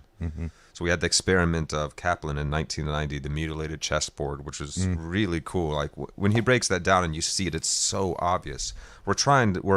Initially we try to solve the problem by just layering, covering it. You know, you take those two squares away, how many tiles does it take to cover it? And so you're trying to imagine how many would go and how they might fit on there. But it's actually really obvious when you recognize that both of the squares that are being taken away are the same color. So it's a pattern problem. Every domino and it can be solved Every immediately. domino must have both colors. Yeah, you can immediately recognize, oh, it's impossible. Therefore, there's not going to be an even number. Well, I can't solve if. Hold on, real quick. Let me explain that because you jumped to the end on that one. But so, since you remove two of the same colors and the domino needs to cover opposite colors, yes, you're always going to be left with two dominoes that are missing that color. Therefore, you cannot complete the whole board because there is an uneven matching. Yes, because the goal set requires us to have an even number. Yeah, that's what I was trying to say. Precisely. Yeah, to set that up. That's exactly right. Because when you have the domino that takes, can you cover one and the other? Yeah. Well, if you remove the other and the other, well, you got enough ones, but you don't have enough others, and then you're gonna. And also, if you got like the way my mind works, as soon as you rip those things out, it's just like, oh no, there is no way you can tile it unless you cut one of those dominoes in half and you break your that's rule. right. Right, and you can't overlap, you can't overhang, you obviously can't break the domino. And also me saying, it's an just cut impossible one in problem. half is outside of the constraints. Yeah. Therefore, it's not. It would be a trivial just to say, oh, just throw all the dominoes on top and the board's covered, or just cut one of them in half and it's fine. You know, it's like no, that's. Well, once you shift from cover solution making to the pattern, it's immediately recognizable that this is an impossible problem, and that reframe is that quick, and that's an insight. And it almost seems like you're like, oh, the entire pattern is within the single domino as well. So once you modify the pattern on the board, then it's like, well, knowing what I know about the single domino, I can know that this without having to work out all the patterns. Yeah. No, this isn't going to work. Sorry, so it's not going to work, man. Because the pattern is in the domino. Can you cover it with 31 dominoes with no overlapping and no overhanging? Nope, can't do it, man. No. So it's misformulated as a covering problem.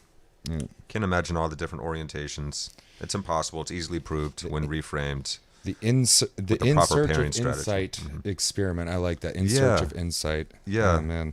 So we change what's salient when we reframe. So this is really good practice to learn how to reframe. This is why psychotechnologies that help us experience altered states of consciousness are so important to creatures on this planet. That's why animals will actually seek out ways to alter their state of consciousness, because it's very useful for us to reframe, to practice reframing, to increase our insight and our relevance realization.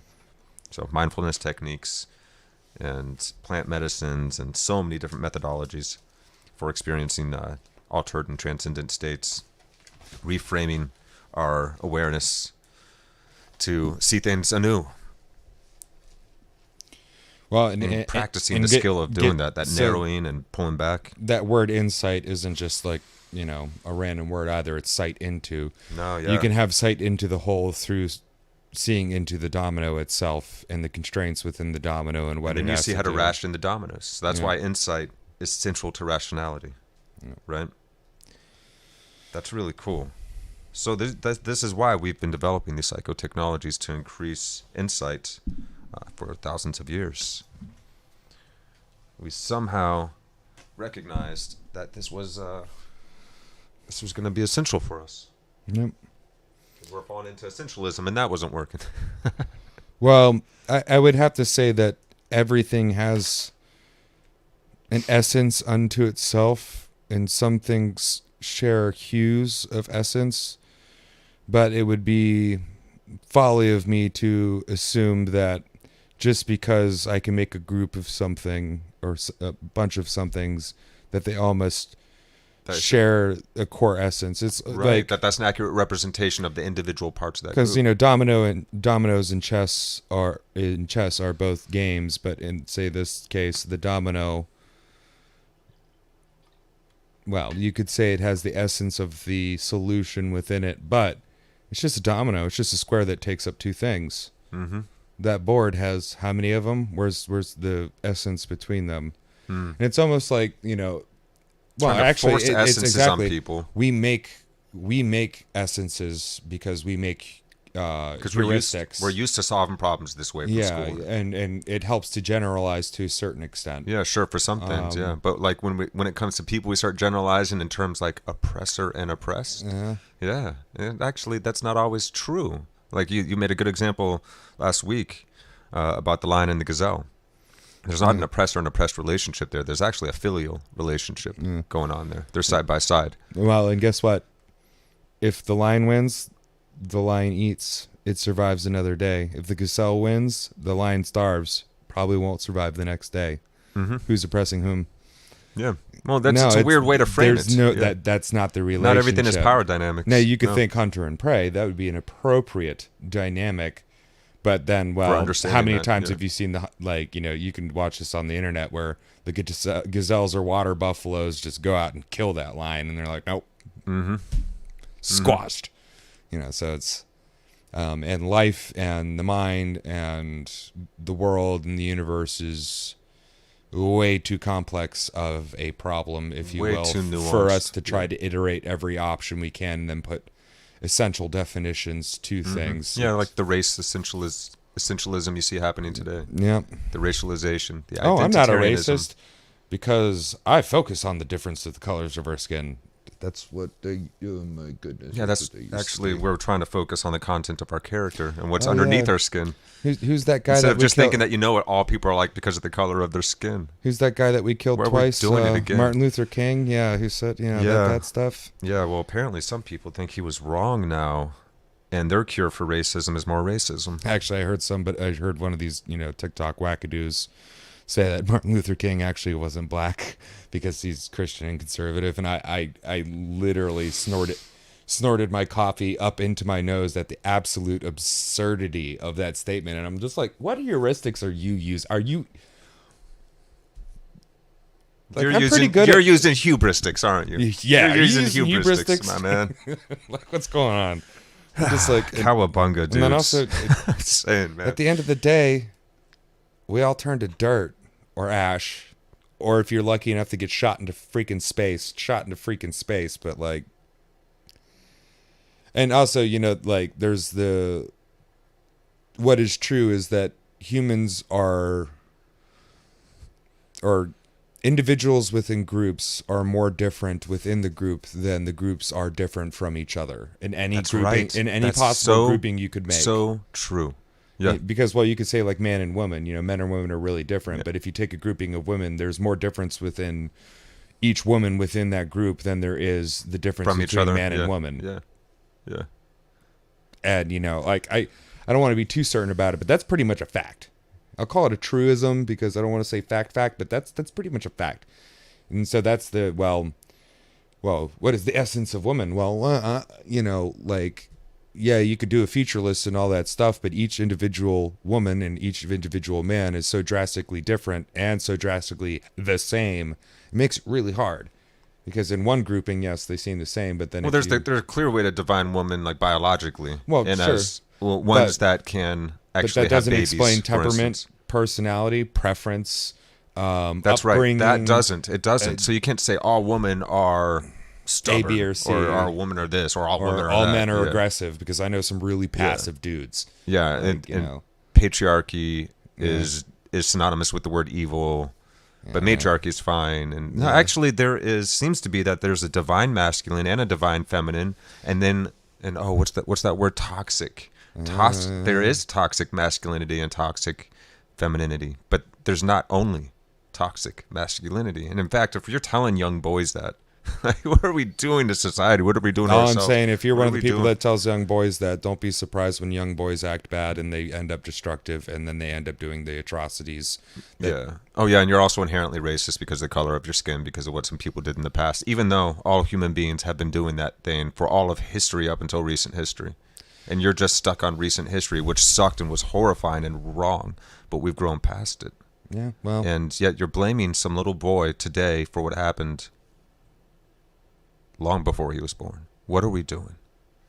Or are you going to start someone out being a with bunch guilt of jackasses is what we're instead being. of love and true inclusion? Braying, Loving everybody. braying donkeys that are too stubborn to go yeah, get and the knowing water. people by who they are inside instead of just by some overgeneralized and superficial group distinction based off something as shallow as one's skin or hair color, eye color, or whatever it is. You know, it Sex or it takes some whatever. intelligence and compassion to be able to have a natural generalization. Like, you know, hey, you see a bunch of ne'er-do-well looking dudes in an alleyway at like 11 o'clock at night. It's probably a good chance that they're up to no good. But if you see them, you know, them same ne'er-do-well group, maybe it is at midnight, but you hear them like sitting there and they're talking, and like one of their friends is just like having a hard time, and they're Helping you know. them. So it takes intelligence to be able to tell the different, or it's a good marker of intelligence to be able to tell the difference between a healthy heuristic and generalization, and when you need to go beyond your heuristic and gather new information. Yeah, to recognize, understand my better. self-defense instincts are kicking in because I hear some loud noises over there and it's a group of people and it sounds upset. And then you realize, oh, they're upset because something sad has happened, or Yeah, somebody got a bad hurt, call or- that grandma yeah. died or something. Yeah. And so now they're going So out they're back not 'cause fighting. They don't want to. They don't want their buddy to be seen crying in front of everybody and getting made Yeah, fun of. So yeah. they all take him to the back alley and Right. you know do that. But you know, Yeah, but you could have thought that guy was getting taken into a back alley to get mugged or beaten. or something. I'm going to stay away from that because there's 10 young men and I am a 45-year-old frail woman. Yeah, you know. Generalizations, they can be good, they can be bad. Well, sure, We that need to then use looks our like a chair I can probably sit on it. we need to use all of our faculties in order to figure out the best decisions. Because, like, look, 'Cause we don't want to overgeneralize. well, you know, look, I could, say something happens and everybody's running east. Mm-hmm. Well, my generalization would say, okay, run east, run away from it. But, I've used my faculties to realize that, I've trained my faculties to realize that if everybody's running east, you kind of want to run perpendicular while you're paying attention to what's coming after them, because you might be running into a trap. You might be running into a dead end. You might just get Off a cliff. in the churn and right. crushed under. Sometimes you just need to stand to the side and let it pass. So that's where it's about this balancing act. Realizing the relevance in the situation. Is everybody just free form running, or is there actually a bunch of rhinoceros coming down the street? Because we are and chasing pack people? animals, because that keeps us alive in some ways, but we don't want to be total lemmings, Yeah. running off the cliff because Yeah, and then everyone the in front of us BBC is... guys or the PBS guys grab Yeah. you and throw you off the cliff. That's what really happened to the lemmings, by the way. Yeah. The people who did the documentary, they were just throwing lemmings off the cliff to make it seem like lemmings committed mass suicide. When we're upset about something in the world, we got to figure out, okay, so what is the goal that I'm going for here? Am I just trying to express how upset I am? Is there an actual goal that I'm getting to? Oh, we're trying to solve this problem of infighting with this group or our species in general, whatever it is. You're trying to solve some kind of. You got to get to the end goal of the problem. What are we looking for? Well, Are we looking for actually healthy unification, Not to be a cynicist healthy or egalitarianism, anything, but I think there's a lot of the strife that's going on. There's no question. Like, yeah, they say we're trying to solve this problem when whatever lives are under attack, stand up and fight back.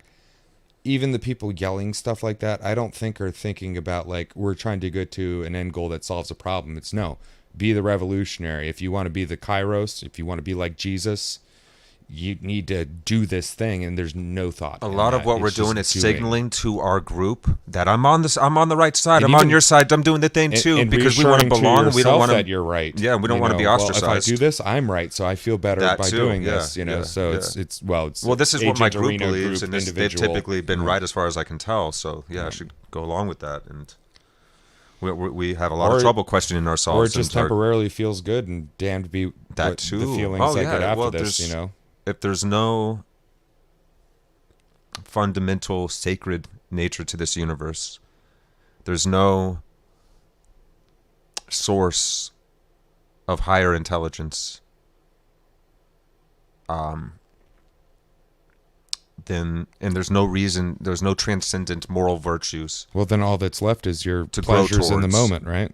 If you don't then, have any yeah, of that, it's- anything that's all goes, and it's just the pleasures of now, the ultimate romance. the only thing that keeps people You know, good is threat of jail repercussions. and repercussions. Or threat of jail, violence of some variety. So we recognize now we need transcendent values to be able to have something to grow towards and continually improve as human beings. Yeah, well, growing up Yeah. instead of stagnating and just not maturing. Yeah.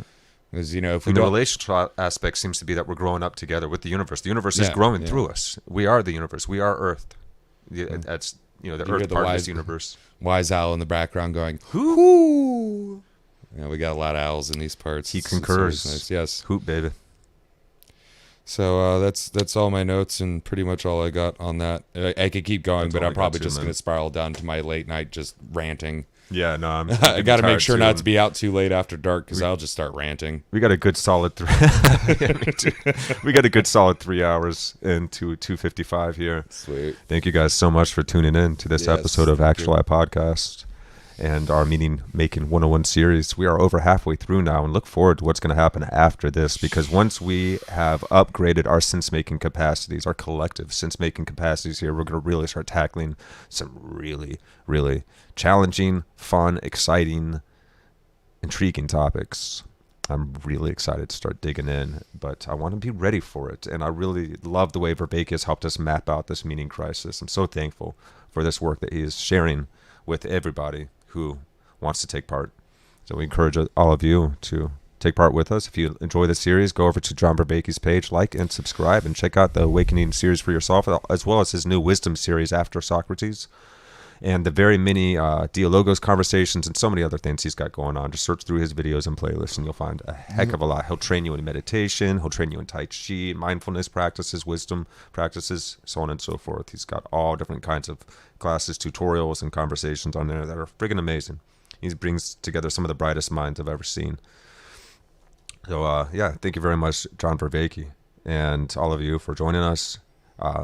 If you are in the Northern Virginia or DMV Is area, that Winchester, Virginia, at the Blue Fox Billiards. So Brandon, if you're listening, I wasn't able to tell you at band practice. It's Blue Fox. Blue in Fox. Winchester this weekend. Blue I know Fox, I'm terrible. yeah. And Thanks, buddy. music starts at 9, I believe. Music starts at 9. And Yeah. I know doors are at 7. I might have that wrong. I think it's Doors are 8. Music is 9. Yeah, we're at 9. It says on the Discord that doors are at 7 and we have load in at 5. So There we go. Okay. There we go. And we're going to be something playing like that. with Cursor, which is a friggin' amazing band, and Tube Freaks, which is another friggin' amazing band. And this is going to be a really, really good show. So we want you guys to come on out to this very event right here. You see that right there?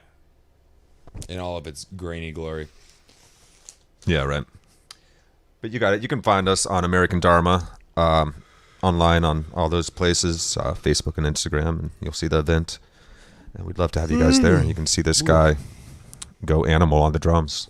In a reserved, well-calculated way. Very tasteful. Tried to be precise. Yeah. Yeah. But I am a flailing monster. But so a very instrumental drummer, too.